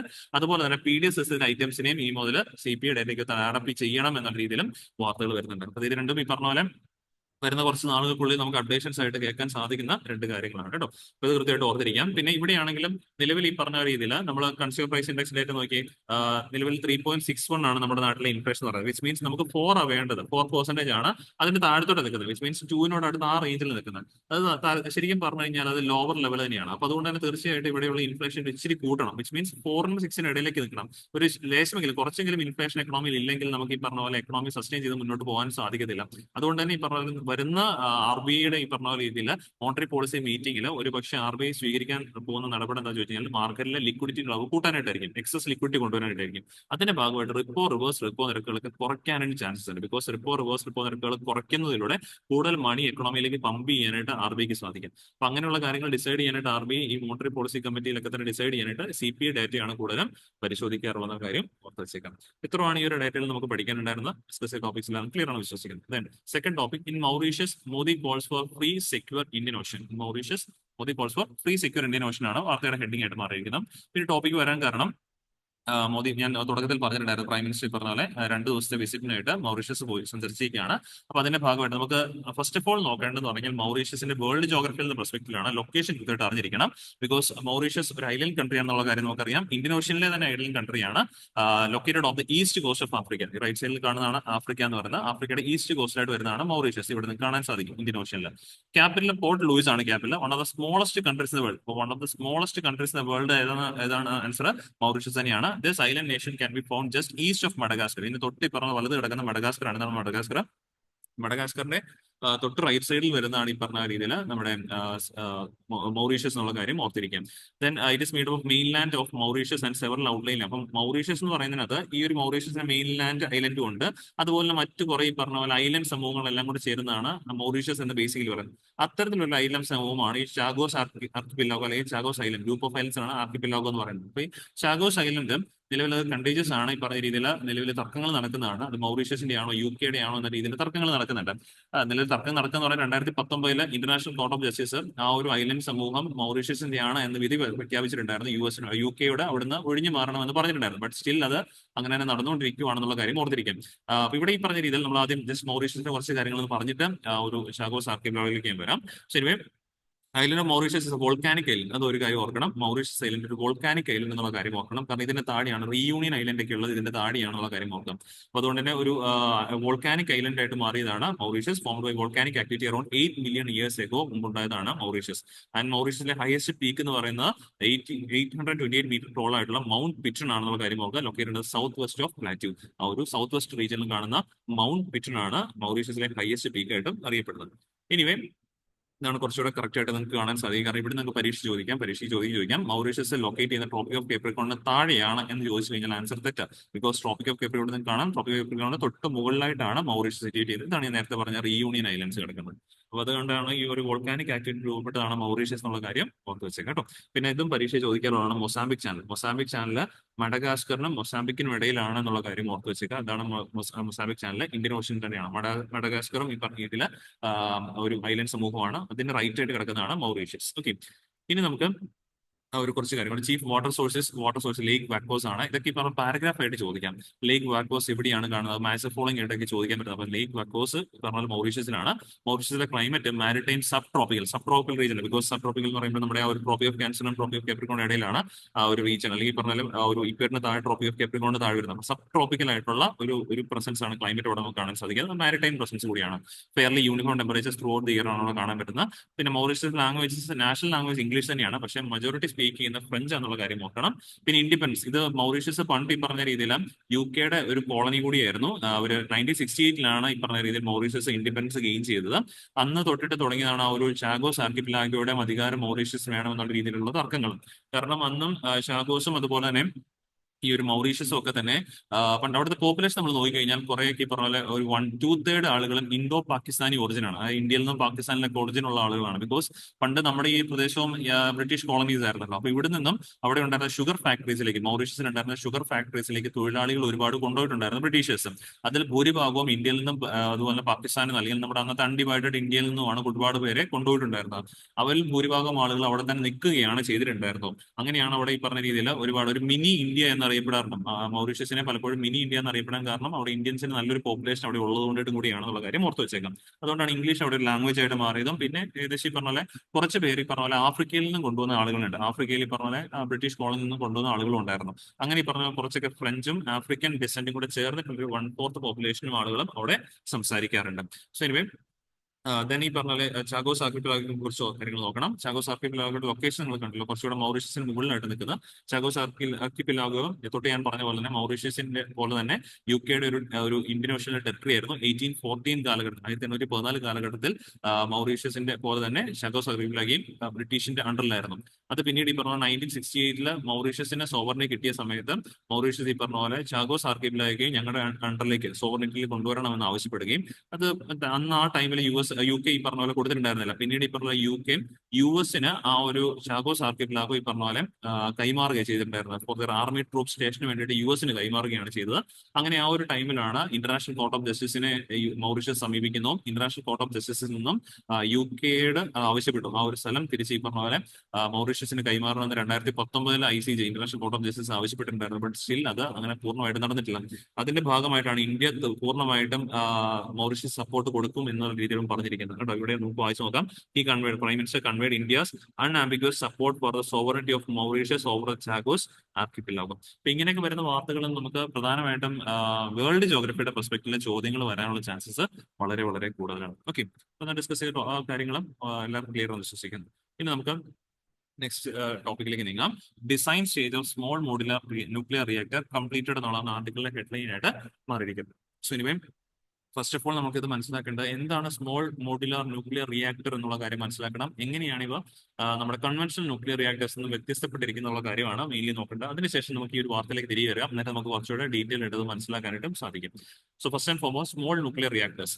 As per international atomic energy agency, small nuclear reactors എന്ന് പറഞ്ഞാൽ സ്മോൾ മോഡുലർ റിയാക്ടേഴ്സ് എന്ന് പറഞ്ഞാൽ are those nuclear power plants that produces electricity up to 300 megavolt per module. Okay, 300 megavolt electricity per module generate ചെയ്യുന്ന റിയാക്ടേഴ്സിനെയാണ്, nuclear power പ്ലാന്റുകളെയാണ് small modular reactors എന്ന് basically വിഭാവനം ചെയ്തിരിക്കുന്നത്. And around 1/3 of generation capacity of traditional nuclear plant. അപ്പൊ ഏകദേശം 300 മെഗാവോൾട്ട് എന്ന് പറഞ്ഞു കഴിഞ്ഞാൽ നമ്മുടെ കൺവെൻഷണൽ പവർ പ്ലാന്റുകളുടെ 1/3 കപ്പാസിറ്റി ഉള്ളൂ. പക്ഷേ വളരെയധികം അഡ്വാൻറ്റേജ് ഇവർക്കുണ്ട്. എസ്പെഷ്യലി അഡ്വാൻറ്റേജ് നോക്കുവാണെങ്കിൽ ഇവർ സ്മോൾ ആണ്. It is about A physical size which is just much smaller than the conventional nuclear power plant. Conventional nuclear power plant ഒരുപാട് സൈസ് ചെറുതാണ്. അതുകൊണ്ടാണ് ഇവ സ്മോൾ എന്ന ബേസിക്കലി സ്മോൾ ന്യൂക്ലിയർ റിയാക്ടേഴ്സ് എന്ന് വിഭാവനം ചെയ്തിരിക്കുന്നത്. മോഡുലർ എന്താ ചോദിച്ചു കഴിഞ്ഞാൽ കൺവെൻഷണലി ന്യൂക്ലിയർ പവർ പ്ലാന്റ്സ് ഏകദേശം അവയുടെ 80% ഓൺ സൈറ്റ് ആയിട്ടാണ് നിർമ്മിക്കുന്നത്. ഒരു സ്യൂട്ടബിൾ ആയിട്ടുള്ള സൈറ്റ് കണ്ടുപിടിച്ച ശേഷം അവിടെ തന്നെയാണ് അതിന്റെ 80% നിർമ്മിക്കുന്നത്. പ്രീ ഫാബ്രിക്കേറ്റഡ് കൊണ്ടുവരുന്ന വളരെ മൈനർ പേർഷൻസ് മാത്രമേ ഉണ്ടാവുള്ളൂ, 20% പോർഷൻസ് മാത്രമേ ഉണ്ടാവുള്ളൂ. പക്ഷേ ഇവിടെ മോഡുലാർ എന്ന് വിളിക്കാൻ കാരണം ഇങ്ങനെയുള്ള റിയാക്ടേഴ്സ് ഒക്കെ തന്നെ ഫാക്ടറി മെയ്ഡ് ആണ്, ഫാക്ടറിയിൽ നിർമ്മിച്ച് സൈറ്റിലേക്ക് കൊണ്ടുപോയി വെക്കുകയാണ് ചെയ്യുന്നത്. അതുകൊണ്ട് തന്നെയാണ് മോഡുലാർ മീൻസ് അത് ഒരു സ്ഥലത്ത് നിന്ന് മറ്റൊരു സ്ഥലത്തേക്ക് കൊണ്ടുപോകാനായിട്ട് സാധിക്കും, ട്രാൻസ്പോർട്ട് ചെയ്യാനായിട്ട് സാധിക്കുന്നത് കൂടിയാണ് എന്നുള്ള കാര്യം ഓർത്ത് വെച്ചേക്കാം. അപ്പൊ സ്മോൾ ആകാൻ കാരണം മച്ച് സ്മോൾ ആണ് compared to conventional nuclear reactors, much small ആണ്. മോഡുലാർ മീൻസ് ഫാക്ടറി അസംബിൾഡ് ആണ്, പിന്നെ ഈ പറഞ്ഞ ട്രാൻസ്പോർട്ട് ചെയ്ത് സൈറ്റിലേക്ക് വെക്കുകയാണ് ചെയ്യുന്നത്. പക്ഷേ കൺവെൻഷണൽ ന്യൂക്ലിയർ റിയാക്ടേഴ്സ് സൈറ്റിൽ വെച്ചിട്ടാണ് ഇതിന് 80% പണി കഴിപ്പിക്കുന്ന കാര്യം ഓർത്ത് വെച്ചേക്കാം. ഇനി ഇതിലെ റിയാക്ടേഴ്സ് എന്ന് പറഞ്ഞു കഴിഞ്ഞാൽ ന്യൂക്ലിയർ ഫിഷൻ ആണ് മെയിൻലി ഉപയോഗിക്കുന്നത്. ഇത് harnessing nuclear fission to generate heat to produce electrical energy ആണ് എന്നുള്ള കാര്യം ഓർത്ത് വെച്ചേക്കാം. ഇതിന്റെ വർക്കിംഗ് വരുമ്പോൾ കുറച്ചുകൂടെ നമുക്ക് ഡീറ്റെയിൽ ആയിട്ട് പറയാം. സ്മോൾ മോഡുലാർ ന്യൂക്ലിയർ റിയാക്ടേഴ്സ് വർക്കിങ്ങിനെ കുറിച്ചാണ്. ബേസിക് വർക്കിംഗ് എന്ന് പറഞ്ഞു കഴിഞ്ഞാൽ ഇപ്പൊ നമ്മൾ അറിയാം, ബേസിക് വർക്കിംഗ് എന്ന് പറഞ്ഞാൽ കറണ്ട് ഉൽപ്പാദിപ്പിക്കാൻ ടർബൈൻ കറങ്ങണം. ടർബൈൻ കറങ്ങുമ്പോഴേക്കുമാണ് ഇതിന്റെ ഈ പറഞ്ഞ മോട്ടറിന്റെ ടർബൈന്റെ ഒരു എൻഡിൽ നിന്നും കറണ്ട് ജനറേറ്റ് ചെയ്യുന്നത്. അപ്പൊ അങ്ങനെ ടർബൈൻ കറക്കാനായിട്ട് വെള്ളം നമ്മൾ വാട്ടർ ഉപയോഗിക്കുമ്പോഴാണ് അതിന്റെ പേര് ഹൈഡ്രോ ഇലക്ട്രിസിറ്റി എന്ന് ബേസിക്കലി മാറുന്നത്. ഇവിടെ സ്റ്റീം പവർ പ്ലാന്റ്സിൽ ബേസിക്കലി ചെയ്യുന്നത് വെള്ളം സ്റ്റീം ആക്കിയിട്ട് പറഞ്ഞാൽ സ്റ്റീം വെച്ചിട്ട് നമ്മൾ ടർബൈൻ കറക്കുകയാണ് ബേസിക്കലി ചെയ്യുന്നത്. അതിന് നിലവിൽ ഇന്ത്യയിൽ നമ്മൾ ഏറ്റവും കൂടുതൽ ഉപയോഗിക്കുന്നത് തെർമൽ പവർ പ്ലാന്റ്സിൽ coal fired thermal power plants ആണ്. അതുകൊണ്ട് തന്നെ നമ്മുടെ ഇവിടെ മലിനീകരണം, പവർ പ്ലാന്റുകളിൽ ഇലക്ട്രിസിറ്റി ജനറേഷന്റെ ഭാഗമായിട്ട് ഒരുപാട് മലിനീകരണങ്ങൾ വരുന്നുണ്ട്. ബട്ട് നമ്മളാണ് പ്ലഡ്ജ് ചെയ്തിരിക്കുന്നതാണ് 2070 ആകുമ്പോഴേക്കും നെറ്റ് കാർബൺ ന്യൂട്രൽ രാജ്യമായിട്ട് മാറും എന്നുള്ള കാര്യം. അതിലേക്ക് ഒരുപാട് കാര്യങ്ങൾ നമുക്ക് അച്ചീവ് ചെയ്യാനായിട്ടുണ്ട്. അതിൽ ഏറ്റവും പ്രധാനപ്പെട്ട ഒരു മാർഗ്ഗമാണ് ന്യൂക്ലിയർ റിയാക്ഷൻ എന്നുള്ള കാര്യം ഓർക്കുക. ബിക്കോസ് ഇലക്ട്രിസിറ്റിക്ക് വേണ്ടിയിട്ടാണ് നമ്മൾ ഏറ്റവും കൂടുതൽ കാർബൺ എമിഷൻസ് ചെയ്യുന്നത്. ആ ഇലക്ട്രിസിറ്റി കുറച്ചുകൂടെ ക്ലീനർ ആക്കാൻ സാധിക്കും ഇത്തരത്തിലുള്ള ന്യൂക്ലിയർ പവർ പ്ലാന്റുകൾ നമുക്ക് ഉപയോഗിക്കുകയാണെങ്കിൽ. പക്ഷേ കൺവെൻഷണൽ ആയുള്ള പവർ പ്ലാന്റുകൾ കോസ്റ്റ്ലി ആയതുകൊണ്ടൊക്കെയാണ്, പിന്നെ സേഫ്റ്റിയുടെ ഇഷ്യൂസും കാര്യങ്ങളൊക്കെ ഒരുപാട് ഉള്ളതുകൊണ്ട് തന്നെയാണ് നമ്മൾ ആ മേഖലയിൽ ഒരുപാട് വർക്ക് ചെയ്യാറുള്ളത്. പക്ഷേ നമ്മളിപ്പോൾ ഈ ഒരു സ്മോൾ മോഡുലർ ന്യൂക്ലിയർ റിയാക്ടേഴ്സിന്റെ ഡിസൈൻ അതിന്റെ വർക്കിംഗിലായിരുന്നു ഇന്ത്യ ഒരുപാട് നാളായിട്ട്. അതിനിപ്പം ഡിസൈൻ കംപ്ലീറ്റ് ആയി 2033 ആകുമ്പോഴേക്ക് ഇതിന്റെ ഫസ്റ്റ് യൂണിറ്റ് സ്ഥാപിക്കും എന്നാണ് പറയുന്നത്. ആൻഡ് ബൈ 2047 നമുക്ക് ന്യൂക്ലിയർ പവർ ഉപയോഗിച്ച് ഏകദേശം 1000 ജിഗാവോൾട്ട് കറണ്ട് ഉൽപ്പാദിപ്പിക്കണം എന്നുള്ളതാണ് പറയപ്പെടുന്നത്. നിലവിൽ ഇന്ത്യയുടെ ന്യൂക്ലിയർ റിയാക്ടേഴ്സ് എന്നുള്ള ഉൽപ്പാദനം എന്ന് പറയുന്നത് ഏകദേശം 8100 മെഗാവോൾട്ട് മാത്രമാണ്, 8100 മെഗാവോൾട്ട് മാത്രമാണ്. അത് 2047 ആകുമ്പോഴേക്കും 100 ജിഗാവോൾട്ട് ആക്കി ഉയർത്തണം എന്നുള്ളതാണ് നമ്മൾ ആഗ്രഹിക്കുന്നതും അല്ലെങ്കിൽ അച്ചീവ് ചെയ്യാനായിട്ട് ശ്രമിക്കുന്ന ഒരു പോയിന്റ്. ഇനി ഇവിടെ സ്മോൾ മോഡുലർ ന്യൂക്ലിയർ റിയാക്ടേഴ്സിൽ ഈ പറഞ്ഞ രീതിയിൽ ന്യൂക്ലിയർ പവർ പ്ലാന്റിലൊക്കെ തന്നെ നടക്കുന്ന പോലെ ഹീറ്റ് ജനറേഷൻ ആണ് നടക്കുന്നത്. ന്യൂക്ലിയർ ഫിഷനിലൂടെ നടക്കുമ്പോഴേക്കും അവിടെ ഹീറ്റ് ജനറേറ്റ് ചെയ്യപ്പെടുന്നു. ഇത്തരത്തിലുള്ള ഹീറ്റ് ഈ പറഞ്ഞ കൺട്രോൾ റോഡ് ഉപയോഗിച്ച് ഈ പറഞ്ഞ പോലെ നമ്മൾ ചെയിൻ റിയാക്ഷൻസ് ഒക്കെ കൺട്രോൾ ചെയ്യുന്നു. ഈ പറഞ്ഞ രീതിയിൽ ഒരു അപകടങ്ങളൊക്കെ ഒഴിവാകാനായിട്ടാണ് അങ്ങനെയുള്ള കൺട്രോൾ റോഡ്സും കാര്യങ്ങളൊക്കെ ഉപയോഗിക്കുന്നത്. ഒരു സ്റ്റീം ഈ പറഞ്ഞ ഹീറ്റ് അൺകൺട്രോൾഡ് ആയിട്ട് പോകാതിരിക്കാനായിട്ട്. പിന്നെ ഇങ്ങനെ ജനറേറ്റ് ചെയ്യുന്ന സ്റ്റീം ഈ പറഞ്ഞ പോലെ ന്യൂക്ലിയർ റിയാക്ടേഴ്സിലൂടെ ഒഴുകുന്ന വാട്ടർ കൂളൻസ് ആ ഒരു ഹീറ്റ് പിക്കപ്പ് ചെയ്തിട്ട് ആ ഒരു വാട്ടർ കണ്ടന്റ് എന്താവും, സ്റ്റീം ആയിട്ട് മാറും. അത്തരത്തിൽ ജനറേറ്റ് ചെയ്യുന്ന സ്റ്റീമാണ് ഈ പറഞ്ഞ പോലെ മോട്ടർ ടർബൈൻ ഈ പറഞ്ഞ റൊട്ടേറ്റ് ചെയ്യും. ടർബൈൻ റൊട്ടേറ്റ് ചെയ്യുമ്പോഴേക്കും ആ ടർബൈൻ്റെ ഒരു എൻഡിൽ നിന്നും ഇലക്ട്രിക്കൽ എനർജി ജനറേറ്റ് ആക്കുകയാണ് ചെയ്യുന്നത്. അതാണ് നമ്മുടെ വീടുകളിലേക്കൊക്കെ ഇലക്ട്രിസിറ്റി ആയിട്ട് വരുന്നത്. സോ ഇനി ഇതാണ് സ്മോൾ മോഡൽ റിയാക്ടേഴ്സ് വർക്കിംഗ് ആയിട്ട് പറയുന്നത്. അത് നോർമൽ കൺവെൻഷണൽ റിയാക്ടേഴ്സിന്റെ വർക്കിങ്ങിനോട് താരതമ്യം തന്നെയാണ്, വലിയ വ്യത്യാസമില്ല. സൈസും കാര്യങ്ങളും മാത്രം ചെറുതാണെന്നുള്ളത് മാത്രം. ഓക്കെ, പിന്നെ ഇതിന്റെ സിഗ്നിഫിക്കൻസ് എന്ന് ചോദിച്ചാൽ കുറച്ചുകൂടി എക്കണോമിക്കൽ എഫിഷ്യന്റ് ആണ്. ബിക്കോസ് കൺവെൻഷണൽ ആയിട്ടുള്ള ന്യൂക്ലിയർ പവർ പ്ലാന്റുകൾ നിർമ്മിക്കുന്നതിന് അത്രയും കോസ്റ്റ് വരുന്നില്ല, 1/3 കോസ്റ്റ് മാത്രമേ വരുന്നുള്ളൂ എന്നുള്ള കാര്യം ഓർത്ത് വെച്ചേക്കാം. അതുപോലെ ഓഫ് സൈറ്റ് ഡെവലപ്മെന്റ്സ് ആണ്, വിച്ച് മീൻസ് അതൊക്കെ ഈ പറഞ്ഞ മാസമായിട്ട് നമുക്ക് നിർമ്മിക്കാനായിട്ട് സാധിക്കും. ഫാക്ടറിയിൽ നിർമ്മിക്കുന്നതാണ്, മാസമായിട്ട് നിർമ്മിക്കാൻ പറ്റും. അതുപോലെ സമയം നമുക്ക് ഒരുപാട് ലാഭിക്കാൻ പറ്റും. പ്രീ ഫാബ്രിക്കേറ്റഡ് നിർമ്മിച്ച് ഈ പറഞ്ഞ റിയാക്ടേഴ്സ് കൊണ്ട് വെക്കുകയാണല്ലോ ചെയ്യുന്നത്. അതുകൊണ്ട് തന്നെ വേണമെങ്കിൽ എക്സിസ്റ്റിംഗ് ഗ്രിഡിലേക്ക് വേണമെങ്കിൽ ഇതിന് കറണ്ട് നമുക്ക് കണക്ട് ചെയ്യാം. അതുപോലെ ഡീകമ്മീഷൻ തെർമൽ പവർ പ്ലാന്റുകളിലൊക്കെ തന്നെ വേണമെങ്കിൽ ഇങ്ങനെയുള്ള സ്മോൾ മോഡുലർ ന്യൂക്ലിയർ റിയാക്ടേഴ്സ് സ്ഥാപിക്കാം എന്നുള്ള കാര്യം ഓർത്ത് വെച്ചേക്കാം. പിന്നെ ഇവിടെ ഏറ്റവും വലിയ അഡ്വാൻറ്റേജ് ആണെന്ന് റെഡ്യൂസ്ഡ് ഫ്യൂർ റിക്വയർമെന്റ്. ഇതിൽ ആഡ് ചെയ്യുന്ന യുറേനിയം 235 ആണെങ്കിലും ഇതിനകത്ത് പറഞ്ഞ റീഫ്യൂൽ ചെയ്യേണ്ട ഇവർ 3 to 7 years, ഓരോ 3 മുതൽ 7 വർഷം കൂടുമ്പോൾ മാത്രമേ ഇതിനകത്ത് ഫ്യൂവൽ റീഫ്യൂൽ ചെയ്ത് കൊടുത്താൽ മതി. അതുവരെ അത് അൾട്ടിമേറ്റ്ലി ഇങ്ങനെ നടന്നുകൊണ്ടേ ഇരുന്നോളും. നോർമലി പറഞ്ഞ രീതിയിൽ കൺവെൻഷണൽ ആയിട്ടുള്ള ന്യൂക്ലിയർ റിയാക്ടേഴ്സ് 1 or 2 years, എന്നാലും 2 വർഷത്തിന് അപ്പുറത്തേക്ക് ഫ്യൂലുകൾ അധികം പോകാറില്ല. പിന്നെ നമ്മൾ റീഫ്യൂൽ ചെയ്തുകൊണ്ടിരിക്കണം. പക്ഷേ സ്മോൾ മോഡുലർ ന്യൂക്ലിയർ റിയാക്ടേഴ്സിൽ അത് 3 മുതൽ 7 വർഷം വരെ റീഫ്യൂൽ ചെയ്യാതെ പൊയ്ക്കൊണ്ടിരിക്കുകയുള്ളൂ എന്നുള്ള കാര്യം ഓർത്തിരിക്കുക. ഇനി ഇപ്പം നമ്മുടെ നാട്ടിൽ പഠനങ്ങൾ നടന്നുകൊണ്ടിരിക്കുന്ന സ്മോൾ മോഡുലർ റിയാക്ടേഴ്സിൽ 30 വർഷം വരെ റീഫ്യൂലിംഗ് ചെയ്യേണ്ടാത്ത രീതിയിലേക്കുള്ള പഠനങ്ങളാണ്. അങ്ങനെ വന്നു കഴിഞ്ഞാൽ അവയുടെ ലൈഫ് ടൈമിൽ 1-2 തവണ മാത്രം അവ എന്താ ചെയ്താൽ മതിയാവും, ഈ പറഞ്ഞ റീഫ്യൂൽ ചെയ്താൽ മതി. അപ്പം കുറേ കൂടി ഈ പറഞ്ഞ പോലെ നമുക്ക് അൺലിമിറ്റഡ് ആയിട്ട് കറണ്ട് ഈ പറഞ്ഞ ഉത്പാദിപ്പിക്കാനായിട്ട് സഹായിക്കുന്ന ഒരു മാതൃകയായിട്ട് മാറും. പിന്നെ സ്മോൾ മോഡുലർ റിയാക്ടേഴ്സിൽ ലോ എൻറിച്ച്ഡ് യുറേനിയം ഉപയോഗിച്ചിട്ട് പ്രവർത്തിക്കാനായിട്ടുള്ള രീതിയിലും ഇതിനെ ഡിസൈൻ ചെയ്തിട്ടുണ്ടെന്നുള്ള കാര്യം ഓർത്ത് വെച്ചേക്കാം. അതാണ് അതിന്റെ ബേസിക്കലി നമുക്ക് പഠിക്കാനായിട്ടുണ്ടായിരുന്നത്. ഇനി ഇതിൽ നിന്ന് എക്സ്ട്രാ പരീക്ഷയിൽ ചോദിക്കാൻ പറ്റുന്നതാണ്. ഇപ്പം ഡിസൈൻ സ്റ്റേജ് ആണ് പൂർത്തീകരിച്ചിരിക്കുന്നത്. ഈ ഡിസൈൻ സ്റ്റേജിൽ സഹായിക്കുന്ന ആരൊക്കെയാണെന്നുള്ള കാര്യം ഓർത്തിരിക്കണം. ഈ ഡിസൈൻ സ്റ്റേജ് എന്ന് പറഞ്ഞാൽ ഡെവലപ്പ് ചെയ്തിരിക്കുന്ന ബാബ അറ്റോമിക് റിസർച്ച് സെന്ററും nuclear power corporation of India ലിമിറ്റഡും. അപ്പം നമ്മുടെ small modular nuclear reactors develop ചെയ്തിരിക്കുന്ന ബാബ അറ്റോമിക് റിസർച്ച് സെന്റർ ബാർക്കും അതുപോലെ nuclear power corporation of India limited NPCIL കൂടി ചേർന്നിട്ടാണെന്നുള്ള കാര്യം കൃത്യമായിട്ട് ഓർത്ത് വെച്ചേക്കാം. ഇപ്പൊ 2047 ആകുമ്പോഴേക്ക് ഇന്ത്യ എയിം ചെയ്യുന്ന 1000 ജിഗാവോൾട്ട് ഓഫ് ന്യൂക്ലിയർ പവർ ആണ്. കറന്റ് അത് 8000 അപ്രോക്സിമേറ്റ്ലി 8100 മെഗാവോൾട്ട് മാത്രമാണുള്ള കാര്യം ഓർത്തിരിക്കുക.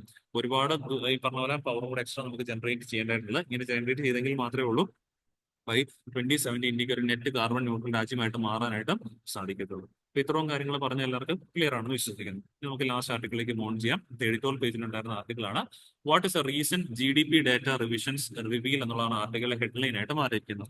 അപ്പൊ ഇവിടെ നോക്കുവാണെങ്കിലും റീസെന്റ് ആണ്, ഐ മീൻ കഴിഞ്ഞ മാസം ഫെബ്രുവരി 28 തീയതിയാണ് ഗവൺമെന്റ് കഴിഞ്ഞ മാസങ്ങളിലൊക്കെ തന്നെ ഈ വർഷത്തെ പൊതുവായിട്ടുണ്ടായിരുന്ന GDP ഡാറ്റാസ് ഒക്കെ ഓരോ ക്വാർട്ടർ വൈസ് GDP ഡാറ്റാസ് ഒക്കെ പബ്ലിഷ് ചെയ്തിട്ടുണ്ടായിരുന്നു. ഒരു വർഷം എന്ന് പറഞ്ഞാൽ നമുക്ക് 4 ക്വാർട്ടേഴ്സ് ഉള്ളത്. Starting from April May June എന്നുള്ളതാണ് ഫസ്റ്റ് ക്വാർട്ടർ. അത് കഴിഞ്ഞിട്ടുള്ള 3 മാസം സെക്കൻഡ് ക്വാർട്ടർ, അത് കഴിഞ്ഞിട്ടുള്ള 3 മാസം തേർഡ് ക്വാർട്ടർ, ലാസ്റ്റ് ജനുവരി ഫെബ്രുവരി മാർച്ച് ആണ് ക്വാർട്ടർ 4 അഥവാ ലാസ്റ്റ് ക്വാർട്ടർ ആയിട്ട് രേഖപ്പെടുത്തുന്നത്. അപ്പൊ ഇങ്ങനെ എല്ലാ വർഷവും ഗവൺമെന്റ് പബ്ലിഷ് ചെയ്യാറുള്ളതാണ്. മീൻസ് ഓരോ ക്വാർട്ടറിലും ഡേറ്റ പബ്ലിഷ് ചെയ്യും. പിന്നെ ലാസ്റ്റ് ക്വാർട്ടർ ആകുമ്പോഴേക്കും ആ വർഷത്തെ ബാക്കി 3, അതായത് തുടക്കം തൊട്ടുണ്ടായിരുന്ന 3 ക്വാർട്ടേഴ്സിനെയും ലാസ്റ്റ് ക്വാർട്ടറിന്റെ ഒരു എക്സ്പെക്ടഡ് ഡേറ്റ്, ഇപ്പം നമ്മൾ ഈ ക്വാർട്ടർ തീർന്നിട്ടില്ലല്ലോ, അപ്പം ഈ ഒരു ക്വാർട്ടർ തീർന്നെങ്കിൽ മാർച്ച് 31 അവസാനിക്കണം. പക്ഷേ ഫെബ്രുവരി എന്ന് പറയുമ്പോൾ ഒരു എക്സ്പെക്ടഡ് റേഞ്ച് ആണ്. ഈ ഒരു ക്വാർട്ടറിൽ എത്രയായിരിക്കും GDP ഒക്കെ ഉണ്ടാവുക എന്നുള്ളതിന്റെ എക്സ്പെക്ടഡ് റേഞ്ച് ഗവൺമെന്റ് പബ്ലിഷ് ചെയ്യാറുണ്ട്. ബിക്കോസ് രാജ്യത്തിന്റെ ഗ്രോത്ത് അനലൈസ് ചെയ്യാൻ വേണ്ടിയിട്ടാണ് ആ കാര്യങ്ങൾ ചെയ്യുന്നുള്ള കാര്യം ഓർത്തിരിക്കാം. അപ്പോൾ എന്തായാലും ഈ ഒരു ആർട്ടിക്കിലേക്ക് കിടക്കുന്നുണ്ട്. ജസ്റ്റ് ഞാൻ ഒരു ബേസിക് ആയിട്ട് GDP കുറിച്ച് പറയുകയാണ്. GDP എന്ന് പറഞ്ഞു കഴിഞ്ഞാൽ final money value of all goods and services, all final goods and services produced within a territory of a കൺട്രിക്ക് പറയുന്നവരാണ് GDP ആയിട്ട് പറയുന്നത്. അപ്പൊ GDP എന്ന് പറയുമ്പോൾ ടെറിട്ടറിക്കാണ് പ്രാധാന്യം ഇരിക്കുന്നത്. അവിടെ ഈ പറഞ്ഞ ആര് പ്രൊഡ്യൂസ് ചെയ്യുന്നു അല്ലെങ്കിൽ ആരുടെ ഓണർഷിപ്പിൽ പ്രൊഡ്യൂസ് ചെയ്യുന്നതിന് പ്രാധാന്യമില്ല. ടെറിട്ടറി ഇന്ത്യക്കകത്താണ് പ്രൊഡ്യൂസ് നടക്കുന്ന ആ പ്രൊഡക്ഷനൊക്കെ തന്നെ വാല്യൂ നമ്മൾ ഇതിലോട്ട് ആഡ് ചെയ്യും, GDP-യിലോട്ട് ആഡ് ചെയ്യും. ഇപ്പൊ ഇവിടെ GDP കണ്ടുപിടിക്കാനായിട്ട് ഞാൻ ഈ പറഞ്ഞ മെത്തേഡ് പേരാണ് പ്രൊഡക്റ്റ് മെത്തേഡ് എന്ന് പറയുന്നത്. ബട്ട് GDP-യിൽ കുറച്ച് കാര്യങ്ങൾ നമുക്ക് മനസ്സിലാക്കാനായിട്ട് മറ്റ് 2 മെത്തേഡ് GDP മെഷർ ചെയ്യാനായിട്ട് നമുക്ക് പ്രൊഡക്റ്റ് മെത്തേഡ് ഉണ്ട്, ഇൻകം മെത്തേഡ് ഉണ്ട്, എക്സ്പെൻഡിച്ചർ മെത്തേഡും കൂടി ഉണ്ട്. അതിൽ പ്രൊഡക്റ്റ് മെത്തേഡ് ആണ് ജസ്റ്റ് പറയുന്നത് number of units produce into price of each unit വെച്ച് കണ്ടുപിടിക്കുന്നതാണ് പ്രൊഡക്റ്റ് മെത്തേഡ് എന്ന് പറയുന്നത് GDP-യുടെ. മറ്റ് രണ്ടാമത്തെ മെത്തേഡിന്റെ പേരാണ് ഒന്നെന്ന് പറയുന്നത് income method. Okay, income method. Income മെത്തേഡിലൂടെ പോകുമ്പോഴേക്കും GDP എന്ന് പറഞ്ഞു കഴിഞ്ഞാൽ നമ്മുടെ ഈ പറഞ്ഞ പോലെ നെറ്റ് ഫാക്ടർ ഇൻകം വെച്ചിട്ട് ആഡ് ചെയ്യും. എല്ലാ ആളുകളും ഈ പറഞ്ഞ പോലെ നെറ്റ് ഫാക്ടർ ഇൻകം വെച്ചിട്ട്, ഐ മീൻ ഏതൊക്കെ രീതിയിൽ അവർക്ക് വരുമാനം കിട്ടും, സാലറി ആയിട്ടോ റെന്റ് ആയിട്ടോ അല്ലെങ്കിൽ വേജസ് ആയിട്ടോ ഡിവിഡൻസ് ആയിട്ടോ അങ്ങനെയൊക്കെ ഈ പറഞ്ഞ പ്രോഫിറ്റ് ആയിട്ടോ ഒക്കെ തന്നെ കിട്ടുന്നത് ഫാക്ടർ ഇൻകം വെച്ചിട്ട് ആഡ് ചെയ്യുന്നതാണ് ഇൻകം മെത്തേഡ് എന്ന് പറയുന്നത്. രണ്ടാമത്തെ മെത്തേഡാണ് ഏറ്റവും പ്രധാനമായിട്ടുള്ളത് എക്സ്പെൻഡിച്ചർ മെത്തേഡ്. പ്രധാനമായിട്ട് നമുക്ക് പരീക്ഷകളിലൊക്കെ തന്നെ ആവശ്യം വരും എക്സ്പെൻഡിച്ചർ. ഓക്കെ, എക്സ്പെൻഡിച്ചർ മെത്തേഡ് പരീക്ഷകളൊക്കെ തന്നെ ആവശ്യമായിട്ട് മാറിയേക്കാവുന്ന ഈ എക്സ്പെൻഡിച്ചർ മെത്തേഡ് തന്നെയാണ്. ഈ എക്സ്പെൻഡിച്ചർ മെത്തേഡ് പ്രകാരം GDP എന്ന് പറഞ്ഞു കഴിഞ്ഞാൽ നമ്മൾ സ്പെൻഡ് ചെയ്യുന്ന നമ്മുടെ പൈസ എല്ലാം കൂടി ചേർത്ത് വേണമെങ്കിൽ പറയാൻ പറ്റും. അതിൽ ഫസ്റ്റ് ഓഫ് ഓൾ നമ്മുടെ എക്കണോമിയിൽ പ്രധാനമായിട്ടും 4 വിഭാഗത്തിലെ ആളുകളാണുള്ളത്. 1 consumers, 2 forms or industries, 3 government, 4 financial sector. ഇതിൽ പൈസ കൂടുതൽ സ്പെൻഡ് ചെയ്യുന്നത് പറഞ്ഞു കഴിഞ്ഞാൽ ആദ്യത്തെ 3 സെക്ടേഴ്സ് ആണ് കൺസ്യൂമേഴ്സ്, ഇൻഡസ്ട്രിയൽസ് അല്ലെങ്കിൽ ഫേംസ് എന്ന് പറയുന്നത്, പിന്നെ ഈ പറഞ്ഞ ഗവൺമെന്റുമാണ്. സോ അതുകൊണ്ട് തന്നെ നമ്മുടെ എക്സ്പെൻഡിച്ചർ മെത്തേഡിലുള്ള GDP എന്ന് പറഞ്ഞു കഴിഞ്ഞാൽ കൺസംഷൻ എക്സ്പെൻഡിച്ചർ എന്ന് പറയുന്ന C plus investment expenditure I plus government expenditure G plus net export minus import, net export minus import. Okay, അപ്പൊ ഇവിടെ നോക്കിയാൽ C എന്ന് പറയുന്ന കൺസ്യൂമർ എക്സ്പെൻഡിച്ചർ ആണ്, കൺസംഷൻ എക്സ്പെൻഡിച്ചർ കൺസ്യൂമർ എക്സ്പെൻഡിച്ചർ ആണ്, ഹൗസ് ഹോൾഡ്സിന്റെ എക്സ്പെൻഡിച്ചർ ആണ് പ്രധാനമായിട്ട് ഉപയോഗിക്കുന്നത്. അതുപോലെ തന്നെ I എന്ന് പറയുന്നത് ബിസിനസ് ഫേമുകളുടെ ഇൻവെസ്റ്റ്മെന്റ് എക്സ്പെൻഡിച്ചർ ആണ്, അവർ കൂടുതലും പൈസ ചിലവാക്കുന്നത് ഇൻവെസ്റ്റ്മെന്റ് പർപ്പസിനായിട്ടാണ്. അതുപോലെ G എന്ന് പറയുന്നത് ഗവൺമെന്റ് എക്സ്പെൻഡിച്ചേഴ്സ് ആണ്, അതിനകത്ത് പറഞ്ഞ മെഷീനറീസും ഉണ്ടാവും, അതുപോലെ തന്നെ ഗവൺമെന്റ് ഓഫീസുകളിലേക്കുള്ള ഡേ ടു ഡേ പർച്ചേസും അതിനകത്ത് ഇൻക്ലൂഡ് ആണ്. പിന്നെ നമ്മളെല്ലാവരും തന്നെ ഉപയോഗിക്കുന്നതിന് പലതും ഈ പറഞ്ഞ പോലെ നമ്മൾ വിദേശത്ത് നിന്നൊക്കെ തന്നെ ഇറക്കുമതി ചെയ്യുന്നുണ്ടാവും. വിദേശത്ത് നിന്ന് ഇറക്കുമതി ചെയ്യുന്നതാണ് I എന്ന് ഉദ്ദേശിക്കുന്നത്. അവിടെ നമുക്ക് പൈസ ഇന്ത്യക്ക് പുറത്തേക്കാണ് പോകുന്നത്, അതുകൊണ്ടാണ് Iക്ക് നെഗറ്റീവ് വന്നത്. നേരെ ഇന്ത്യയിൽ ഉത്പാദിപ്പിച്ച ഒരുപാട് വസ്തുക്കൾ പുറത്തേക്ക് സെയിൽ നടക്കുന്നുണ്ട്, അതുകൊണ്ടാണ് നമ്മൾ അവിടെ എക്സ്പോർട്ടിന് പ്ലസ്, ആ എക്സ്പോർട്ടിന് നമുക്ക് വരുമാനം കിട്ടുന്ന കാരണം എക്സ്പോർട്ടിന് പ്ലസ് കൂടെ കൊടുത്തിട്ടുണ്ടായിരുന്നത്. ഇനി നമ്മളിവിടെ ഒരു ടേം കൂടെ വരും, private final consumption expenditure which is C എന്ന് പറയുന്നതാണ്. I mean house hold consumption expenditure ആണ് ഇവിടെ പ്രൈവറ്റ് ഫൈനൽ കൺസംഷൻ എക്സ്പെൻഡിച്ചർ ആയിട്ട് രേഖപ്പെടുത്തിയിരിക്കുന്നത്. ഇനി നമുക്ക് ആ ഒരു ആർട്ടിക്കിൾ വായിക്കാം. ഓരോ ആർട്ടിക്കിളിന്റെ ഓരോ പാരഗ്രാഫ് കഴിയുമ്പോൾ നമുക്ക് അതിന്റെ ഐഡിയ മനസ്സിലാക്കാം. So first and foremost government അവതരിപ്പിച്ച ആ ഒരു ഈ വർഷത്തെ GDP ഡേറ്റാസ് ഉണ്ടല്ലോ, അതിനകത്ത് കൃത്യമായിട്ട് നൽകിയിരിക്കുന്ന ഡേറ്റാസ് എന്തൊക്കെയാണെന്ന് വെച്ചാൽ looking at the 4 quarterly real GDP, ഈ 4 ക്വാർട്ടറിലെ ക്വാർട്ടർ 1 2024-25 4 ക്വാർട്ടേഴ്സിന്റെ ക്വാർട്ടർ 1ന്റെയും ക്വാർട്ടർ 2, ക്വാർട്ടർ 3, ക്വാർട്ടർ 4 എക്സ്പെക്ടഡ് റേഞ്ചും പറഞ്ഞിട്ടുണ്ട്. ക്വാർട്ടർ 1 6.5% ആയിരുന്നു ഇന്ത്യൻ GDP എന്ന് പറയുന്നത്. അത് പിന്നെ ക്വാർട്ടർ 2 ആയി കഴിഞ്ഞപ്പോഴേക്കും 5.6 ആയിട്ട് മാറി. ക്വാർട്ടർ 3 ആയി കഴിഞ്ഞപ്പോൾ കുറച്ചുകൂടി ഇമ്പ്രൂവ് ചെയ്തു 6.2%, പക്ഷേ ഫസ്റ്റിന്റെ അത്ര എത്തിയില്ല. ഇനി ക്വാർട്ടർ 4 ഇപ്പൊ നടന്നുകൊണ്ടിരിക്കുന്ന ഇപ്പൊ ഈ ലാസ്റ്റ് മാസമാണല്ലോ, അവിടെ നമ്മൾ എക്സ്പെക്ട് ചെയ്യുന്ന 7.6% GDP ഗ്രോത്ത് ആണ് ഗവൺമെന്റ് എക്സ്പെക്ട് ചെയ്യുന്നത്. അപ്പൊ ഇതിനകത്ത് 2 ക്വസ്റ്റ്യൻസ് ആണ് ശരിക്കും പറഞ്ഞാൽ നമുക്ക് ഇതിനകത്ത് മനസ്സിലാക്കാനായിട്ടുള്ള ക്വസ്റ്റ്യൻ ഓഫ് ഇൻട്രസ്റ്റ് ആയിട്ട് ഈ ഒരു ആർട്ടിക്കിൾ ഒരു ഡിസ്കസ് ചെയ്തിരിക്കുന്നത്. ഫസ്റ്റ് എന്ന് പറയുന്നത് എന്തുകൊണ്ട് ക്വാർട്ടർ 2 നമുക്ക് ഇത്രയും കുറഞ്ഞു പോയി, കമ്പാരിറ്റീവ്ലി ഫസ്റ്റ് ക്വാർട്ടറിൽ 6.5 ഉണ്ടായിരുന്നത് എന്തുകൊണ്ട് സെക്കൻഡ് ക്വാർട്ടർ ആയപ്പോൾ 5.6 ആയിട്ട് കുറഞ്ഞു എന്നുള്ളത് ആദ്യം പരിശോധിക്കേണ്ടത്. രണ്ടാമത് പരിശോധിക്കേണ്ടത് ഈ ലാസ്റ്റ് ക്വാർട്ടറിന്റെ എക്സ്പെക്ടേഷൻ ആയിട്ട് 7.6 6% കുറഞ്ഞിരിക്കുന്നത്. ഇത് അച്ചീവബിൾ ആണോ അല്ലയോ എന്നുള്ളതാണ് അടുത്ത് പരിശോധിക്കേണ്ടത്. ഈ രണ്ട് കാര്യങ്ങളാണ് ഈ ഒരു ആർട്ടിക്കിളിലൂടെ നമ്മൾ ഓതർ ഈ പറഞ്ഞ പോലെ ഇതിനകത്ത് ഡിസ്കസ് ചെയ്യുന്നുള്ള കാര്യം ഓർത്തിരിക്കാം. ഇനി ഫസ്റ്റത്തെ ആൻസർ ആണ്. പക്ഷേ എന്തുകൊണ്ട് ആ ഒരു സെക്കൻഡ് ക്വാർട്ടറിലെ GDP ഡേറ്റ 5.6% ആയിട്ട് കുറഞ്ഞു പോയി? അതിനുവേണ്ടി ഇവിടെ അനലൈസ് ചെയ്ത് കഴിഞ്ഞാൽ മനസ്സിലാക്കാൻ പറ്റുന്നതാണ്, ഈ ഒരു കാലയളവിൽ 2024-25 ഈ ഒരു 3 ക്വാർട്ടറിൽ കംപ്ലീറ്റും ഈ അടുത്ത ഇപ്പൊ നടന്നുകൊണ്ടിരിക്കുന്ന ക്വാർട്ടറിൽ എക്സ്പെക്ടേഷൻ എടുത്ത് നോക്കുവാണെങ്കിൽ private final consumption expenditure Q1 4.3% GDP ആയിരുന്നു, Q2 3.3% ആയി, Q2 3.3%, Q3 4.1%, ആൻഡ് Q4 ഇപ്പൊ ഈ നടന്നുകൊണ്ടിരിക്കുന്ന ക്വാർട്ടറിൽ അത് എക്സ്പെക്ട് ചെയ്യുന്നത് 5.3%. ഇവിടെ തന്നെ നിങ്ങൾക്ക് ഉത്തരം കിട്ടിയിട്ടുണ്ട്. അതായത് ഇപ്പം കണ്ടു, ഇവിടെ ഞാൻ നേരത്തെ പറഞ്ഞ GDP ഡേറ്റയുടെ ഫോമിൽ നോക്കിയ C+I+G+E-I, എക്സ്പോർട്ട് മൈനസ് ഇമ്പോർട്ട് എന്ന് പറഞ്ഞിട്ടുണ്ടായിരുന്നു. ഇവിടെ രണ്ടാമത്തെ ക്വാർട്ടറിൽ GDP കുറയാൻ കാരണം കണ്ടോ, രണ്ടാമത്തെ ക്വാർട്ടറിൽ പ്രൈവറ്റ് ഫൈനൽ കൺസംഷൻ എക്സ്പെൻഡിച്ചർ എത്ര മാത്രമേ ഉണ്ടായിരുന്നുള്ളൂ? 3.3% ഉള്ളൂ. കമ്പയർ ടു അതിന് മുമ്പത്തെ ക്വാർട്ടറിൽ 4.3 ഉണ്ടായിരുന്നതാണ്. അപ്പൊ അവിടെ പ്രൈവറ്റ് ഫൈനൽ കൺസംഷൻ എക്സ്പെൻഡിച്ചർ കുറഞ്ഞത് ആ ഒരു മാസം അല്ലെങ്കിൽ ആ ഒരു ക്വാർട്ടറിൽ GDP ഡേറ്റയും കുറയ്ക്കാനായിട്ട് ഇടയാക്കി എന്നുള്ളതാണ് ഈ ഒരു ഡേറ്റയ്ക്കകത്ത് ആദ്യം തന്നെ ഓതർ ചൂണ്ടിക്കാണിക്കുന്ന ഒരു കാര്യം എന്ന് പറയുന്നത്. ദെൻ രണ്ടാമത്തെന്ന് പറഞ്ഞു കഴിഞ്ഞാൽ ഇവിടെ ഈ ഒരു ടൈമിൽ രണ്ടാമത്തെന്ന് പറഞ്ഞു കഴിഞ്ഞാൽ ഇവിടെ ഇൻവെസ്റ്റ്മെന്റ് എക്സ്പെൻഡിച്ചർ നോക്കുവാണെങ്കിൽ ഇൻവെസ്റ്റ്മെന്റ് എക്സ്പെൻഡിച്ചർ ഉണ്ടോ? ഈ ഒരു താഴത്തെ പാരഗ്രാഫ് കൊടുക്കുന്നുണ്ട്. Investment expenditure Q1, 2 investment I എന്ന് പറയും, കമ്പനികളുടെ ഇൻവെസ്റ്റ്മെന്റ്.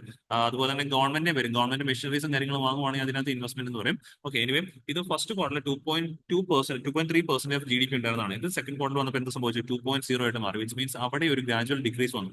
അങ്ങനെ സീലും കൺസംഷൻ എക്സ്പെൻഡിച്ചറിലും അതിലും ഇൻവെസ്റ്റ്മെന്റ് എക്സ്പെൻഡിച്ചറിലും റിഡക്ഷൻ വന്നതാണ് Q2 പൊതുവിൽ 5.6% ആയിട്ട് ലോവർ GDP ഗ്രോത്ത് കാണാനായിട്ട് ഇടയാക്കിയെന്നുള്ള കാര്യം ഓർത്തു വെച്ചേക്കാം. ദെൻ ഇവിടെ അടുത്ത രണ്ടാമത്തെ, അപ്പോൾ ഒന്നാമത്തെ ഉത്തരം കിട്ടി എന്തുകൊണ്ട് 5.6% ആയിട്ട് സെക്കൻഡ് ക്വാർട്ടറിൽ കുറഞ്ഞു പോയി എന്നതിന് ഉത്തരം നമുക്ക് കിട്ടി. ബിക്കോസ് അവിടെ നമുക്ക് ആ ഒരു സമയത്ത് പ്രൈവറ്റ് ഫൈനൽ കൺസംഷൻ എക്സ്പെൻഡിച്ചറും ഇൻവെസ്റ്റ്മെന്റ് എക്സ്പെൻഡിച്ചറും താരതമ്യേന കുറവായിരുന്നു. ഇനി രണ്ടാമത്തെ ചോദ്യമാണ്, ഈ ക്വാർട്ടർ ഇപ്പം പ്രസന്റ്ലി റൺ ചെയ്തുകൊണ്ടിരിക്കുന്ന Q4 7.6% ഗ്രോത്ത് കൈവരിക്കാൻ ഇന്ത്യക്ക് പറ്റുമോ എന്നുള്ള കാര്യം. ഇവിടെ ഈ 7.6% കൈവരിക്കണമെങ്കിൽ നമ്മളിവിടെ ഒരു കാര്യം പറയുന്നുണ്ട്.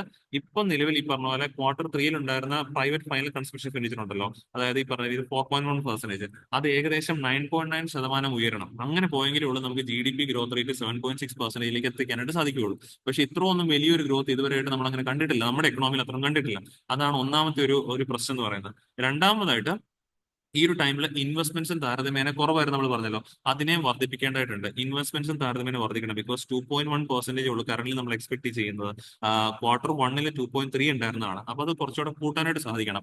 അത് കൂട്ടണമെങ്കിൽ തീർച്ചയായിട്ടും ആര് രംഗത്തേക്ക് പറഞ്ഞു വെച്ചാൽ ഗവൺമെന്റ് ആണ് വരേണ്ടത്. ബിക്കോസ് ഗവൺമെന്റിന്റെയും ഇൻവെസ്റ്റ്മെന്റ് അവിടെ നടക്കുന്നുണ്ട്. അപ്പൊ ഗവൺമെന്റ് പ്രധാനമായിട്ട് ഈ ബഡ്ജറ്റിനകത്ത് പറഞ്ഞിരുന്ന ക്യാപിറ്റൽ എക്സ്പെൻഡിച്ചർ പൂർണ്ണമായിട്ട് ഈ പറഞ്ഞ ഗവൺമെന്റ് ചെയ്യാനായിട്ട് സാധിക്കണം. ആ ഒരു റിവൈസ് എസ്റ്റിമേറ്റ് ഈ പറഞ്ഞ പോലെ 10 ഗവൺമെന്റ് ഫണ്ട് ഈ പറഞ്ഞ ക്യാപിറ്റൽ എക്സ്പെൻഡിച്ചർ 7.57% ആണ്. ഇപ്പൊ നിലവിൽ നമ്മൾ ആഗ്രഹിക്കുന്ന പോലെ 7.6% എത്താനായിട്ട് ഗവൺമെന്റ് എക്സ്പെൻഡിച്ചർ 7.57 നിന്നും 10.18 lakh crore rupees, ഏകദേശം addition of 2.6 lakh crore rupees additions government അടുത്ത മാസങ്ങളായിട്ട് ഈ മാസമൊക്കെ ആയിട്ട് നടത്തിയെങ്കിലേ ഉള്ളൂ നമുക്ക് ഒരു 7.6% ഗ്രോത്ത് കൈവരിക്കാനായിട്ട് പറ്റത്തുള്ളൂ എന്നുള്ളതാണ് ഈ ഒരു ആർട്ടിക്കിൾ പ്രധാനമായിട്ടും പറയുന്നത്. അപ്പൊ എന്തുകൊണ്ടാണ് ഈ ഒരു രീതിയിൽ ആദ്യത്തെ ചോദ്യം 5.6% ആയിട്ട് സെക്കൻഡ് ക്വാർട്ടറിൽ GDP കുറയാൻ കാരണം നമ്മൾ പറഞ്ഞു. രണ്ടാമത്തെ ചോദ്യം ആ ഒരു ഫോർത്ത് ക്വാർട്ടറിൽ ഇപ്പൊ നമ്മൾ നടന്നുകൊണ്ടിരിക്കുന്ന ഈ ക്വാർട്ടറിൽ ആ ഒരു ഡേറ്റ 7.6% ഉയർത്താൻ പറ്റുമോ എന്നുള്ളതാണ്. ഉയർത്തണമെങ്കിൽ നോർമലി പറഞ്ഞ ഒന്ന് നടക്കേണ്ടത് പ്രൈവറ്റ് ഫൈനൽ കൺസംഷൻ എക്സ്പെൻഡിച്ചർ 9% കൂടണം. അതൊരു താരതമ്യേന ഒരു അച്ചീവബിൾ ആണെന്ന് ഈ പറഞ്ഞാൽ നമുക്ക് പറയാൻ പറ്റത്തില്ല. ബിക്കോസ് അങ്ങനെ എത്രയും ഹൈ ഒരു ഡേറ്റ് നമ്മളിവിടെ ഇതുവരെ കണ്ടിട്ടില്ല. രണ്ടാമത് ചെയ്യേണ്ട ഒരു കാര്യം ഗവൺമെന്റ് എക്സ്പെൻഡിച്ചേഴ്സ് കൂട്ടണം, ഇൻവെസ്റ്റ്മെന്റ് എക്സ്പെൻഡിച്ചേഴ്സ് വർദ്ധിപ്പിക്കണം. അതിന്റെ ഭാഗമായിട്ട് almost government 2.61 lakh crore rupees എങ്കിലും സ്പെൻഡ് ചെയ്യേണ്ടതായിട്ട് വന്നേക്കും എന്നുള്ള കാര്യമാണ് സൂചിപ്പിക്കുന്നത്. ഇത് രണ്ടും നടക്കുവാണെങ്കിൽ നമുക്ക് ആ 7.6% വളർച്ച കൈവരിക്കാനായിട്ട് സാധിക്കുന്നുണ്ട്. പിന്നെ ഇവിടെ പറയുന്നതാണ് റിയൽ GDP, നോർമൽ GDP. നമ്മൾ ലാസ്റ്റ് ക്ലാസ്സിൽ പറഞ്ഞ റിയൽ എന്ന് പറയുന്നത് എപ്പോഴും ഇൻഫ്ലേഷൻ അഡ്ജസ്റ്റ് ചെയ്തിട്ടുള്ള സംഭവമാണ്. നോർമൽ എന്ന് പറയുന്നത് ഇൻഫ്ലേഷൻ ആഡപ്പ് ചെയ്തിട്ടുള്ളതാണ്. ഇവിടെ കണ്ടോ റിയൽ GDP ഗ്രോത്ത് എന്ന് പറയുന്നത് 2022-23 തൊട്ട് 2024-25 കാലത്തിൽ റിയൽ GDP എന്ന് പറയുന്നത് 7.6, 9.2 ആൻഡ് 6.5% ഉള്ളൂ. ഈ 24-25 റിയൽ GDP 6.5% ഉള്ളൂ. പക്ഷേ നമ്മൾ ഈ 7.2 എന്ന് പറയുന്നത് നോമിനൽ GDP ആണ്. അപ്പൊ അതിനകത്ത് ഈ പറഞ്ഞ പോലെ പ്രൈസ് ഒരു പ്രധാനപ്പെട്ട ഘടകം തന്നെയാണെന്നുള്ള കാര്യം കൃത്യമായിട്ട് ഓർത്തിരിക്കുക. അപ്പൊ നമ്മൾ റിയൽ GDP നോക്കുവാണെങ്കിൽ കറന്റ് പറഞ്ഞാൽ എന്തുകൊണ്ട് നോമിനൽ GDP കുറഞ്ഞു നിൽക്കുന്നു ചോദിച്ചാൽ പ്രൈസ് കൂടുതലാണ് നമ്മുടെ നാട്ടിൽ പൊതുവെ. ഇൻഫ്ലേഷൻ ഉള്ള സമയങ്ങളിൽ റിയൽ GDP കൂടുതലായിരിക്കും nominal GDP. Because nominal GDP current market price വെച്ച് കണ്ടുപിടിക്കുന്നതാണ് നോമിനൽ GDP. ബേസ് ഇയറിലെ പ്രൈസ് വെച്ച് നമ്മൾ കണ്ടുപിടിക്കുന്നതാണ് റിയൽ GDP എന്നുള്ള കാര്യം. ബേസ് ഇയർ എന്ന് പറഞ്ഞാൽ പ്രൈസ് മിക്സ് ആക്കി കണ്ടുപിടിക്കുന്നതാണ് റിയൽ GDP ആയിട്ടും പറയുന്നത്. ഇവ തമ്മിലുള്ള റേഷ്യോ എടുത്തു കഴിയുമ്പോഴേക്കും ഇത് തമ്മിലുള്ള റേഷ്യോ എടുത്ത് കഴിയുമ്പോഴേക്കും നമുക്ക് പൊതുവെ കിട്ടുന്നതാണ് ജി ഡി പി ഡിഫ്ലേറ്റർ ആയിട്ട് നമുക്ക് കിട്ടുന്നത്. അപ്പം ജി ഡി പി ഡിഫ്ലേറ്ററിന്റെ വാല്യൂ ഗ്രേറ്റർ ദാൻ 1 ആണെങ്കിൽ മാർക്കിൽ പൊതുവെ ഇൻഫ്ലേഷൻ മനസ്സിലാക്കാം. Because G D P deflator nominal G D P divide by real G D P ആണ്. അപ്പൊ നോമിൽ കൂടി നിൽക്കുന്ന ഇൻഫ്ലേഷൻ സമയത്ത് അപ്പം G D P deflator value greater than 1 ആണെങ്കിൽ മാർക്കിൽ ഇൻഫ്ലേഷൻ എന്ന് മനസ്സിലാക്കാം. നോമിൽ ജി ഡി പി റിയലിനേക്കാൾ കുറഞ്ഞു നിൽക്കുന്ന മാർക്കിൽ ഡീഫ്ലേഷൻ വരുമ്പോഴാണ്. അപ്പം ആ റേഷ്യോയുടെ value G D P deflator value less than 1 ആണെങ്കിൽ മാർക്കിൽ ഡീഫ്ലേഷൻ ആണെന്നുള്ളത് നമുക്ക് മനസ്സിലാക്കി എടുക്കാനായിട്ട് സാധിക്കും. ഇത്രയും കാര്യമാണ്. പിന്നെ അതുപോലെ തന്നെ എക്കണോമിയുടെ ഫർദർ ഓൺ ഗ്രോത്തിനെ മെഷർ ചെയ്യാനായിട്ടുള്ള അടുത്തൊരു കമ്പോണന്റ് ആണ്. ഇപ്പൊ റിയൽ ജി ഡി പി ആണ് നമ്മൾ ശരിക്കും പറഞ്ഞാൽ വർദ്ധിക്കേണ്ടത്. റിയൽ ജി ഡി പി വർദ്ധിക്കുന്നുണ്ടെങ്കിൽ ഇന്ത്യ എക്കണോമി വളരുന്നുണ്ടെന്ന് നമുക്ക് പറയാൻ പറ്റും. അതുപോലെ തന്നെ അടുത്തൊരു ഒരു കമ്പോണന്റ് ആണ് incremental capital output ratio. Incremental capital output ratio എന്ന് പറഞ്ഞു കഴിഞ്ഞാൽ നമുക്ക് ഒരു യൂണിറ്റ് എക്സ്ട്രാ ഒരു യൂണിറ്റും കൂടെ പ്രൊഡ്യൂസ് ചെയ്യാനായിട്ട് എക്സ്ട്രാ എത്ര പൈസ കൂടെ മുടക്കേണ്ടി വരും എന്നുള്ളതിനെയാണ് ഇൻക്രിമെന്റൽ ക്യാപിറ്റൽ ഔട്ട്പുട്ട് റേഷ്യോ കൊണ്ട് സൂചിപ്പിക്കുന്നത്. അപ്പോൾ ക്യാപിറ്റൽ ഔട്ട്പുട്ട് റേഷ്യോ എന്ന് പറഞ്ഞു കഴിഞ്ഞാൽ ഈ പറഞ്ഞ ഇതിൽ നമുക്ക് ഒരു പർട്ടിക്കുലർ കമ്പോണന്റ് ഔട്ട്പുട്ട് ഉണ്ടാക്കിയെടുക്കാൻ എത്രത്തോളം ക്യാപിറ്റൽ വേണ്ടി വരുന്നുള്ളത് ക്യാപിറ്റൽ ഔട്ട്പുട്ട് റേഷ്യോ കൊണ്ട് സൂചിപ്പിക്കുന്നു. ഇൻക്രിമെന്റൽ ക്യാപിറ്റൽ ഔട്ട്പുട്ട് റേഷ്യോ എന്ന് പറഞ്ഞു കഴിഞ്ഞാൽ ഒരു എക്സ്ട്രാ യൂണിറ്റ് കൂടെ പ്രൊഡ്യൂസ് ചെയ്തെടുക്കാനായിട്ട് നമുക്ക് ഒരു എക്സ്ട്രാ എത്ര രൂപയും കൂടെ ചെലവാകും എന്ന് പറയുന്നതിനെയാണ് ഇൻക്രിമെന്റൽ ക്യാപിറ്റൽ ഔട്ട്പുട്ട് റേഷ്യോ എന്ന് സൂചിപ്പിക്കുന്നത്. അപ്പോൾ ഇൻക്രിമെന്റൽ ക്യാപിറ്റൽ ഔട്ട്പുട്ട് റേഷ്യോയുടെ ഒക്കെ തന്നെ ഈ പറഞ്ഞ എക്കണോമിയുടെ ഗ്രോത്തിനെ വിറ്റ്നസ് ചെയ്യാൻ അല്ലെങ്കിൽ മെഷർ ചെയ്യാനായിട്ട് ഉപയോഗിക്കുന്ന ഘടകങ്ങളായിട്ട് നമുക്ക് പറയാനായിട്ട് സാധിക്കുന്നതാണ്. So that's all. ഇത്രയാണ് ഈ ഒരു ആർട്ടിക്കിളിൽ നിന്ന് എക്സാം റിലേറ്റഡ് ആയിട്ട് നമുക്ക് പഠിക്കാനുണ്ടായിരുന്നു. സോ ഇന്ന് ഡിസ്കസ് ചെയ്ത ടോപ്പിക്സ് എല്ലാവർക്കും ക്ലിയർ ആണെന്ന് വിശ്വസിക്കുന്നു. ലാസ്റ്റ് നമ്മുടെ MCQ ആണ്, ഒരു ന്യൂക്ലിയർ റിയാക്ടേഴ്സുമായിട്ട് ബന്ധപ്പെട്ട് PYQ ആണ് എടുത്തിരിക്കുന്നത്. 2011 UPSC പ്രിലിംസ് ചോദിച്ചാണ്, ABCD ക്വസ്റ്റൻ ആണ്. Function of heavy water nuclear reactors is 2 എന്നാണ് ചോദിച്ചിരിക്കുന്നത്. സിമ്പിൾ ക്വസ്റ്റൻ ആണ്. അതുകൊണ്ട് എല്ലാവരും കറക്റ്റ് ആൻസർ നമ്മുടെ കമന്റ് ബോക്സിൽ രേഖപ്പെടുത്താം. ഇന്ന് ഡിസ്കസ് ചെയ്ത ടോപ്പിക്സ് എല്ലാവർക്കും ക്ലിയർ ആണെന്ന് വിശ്വസിക്കുന്നു. വീണ്ടും നമുക്ക് അടുത്ത ദിവസം കാണാം. Thank you.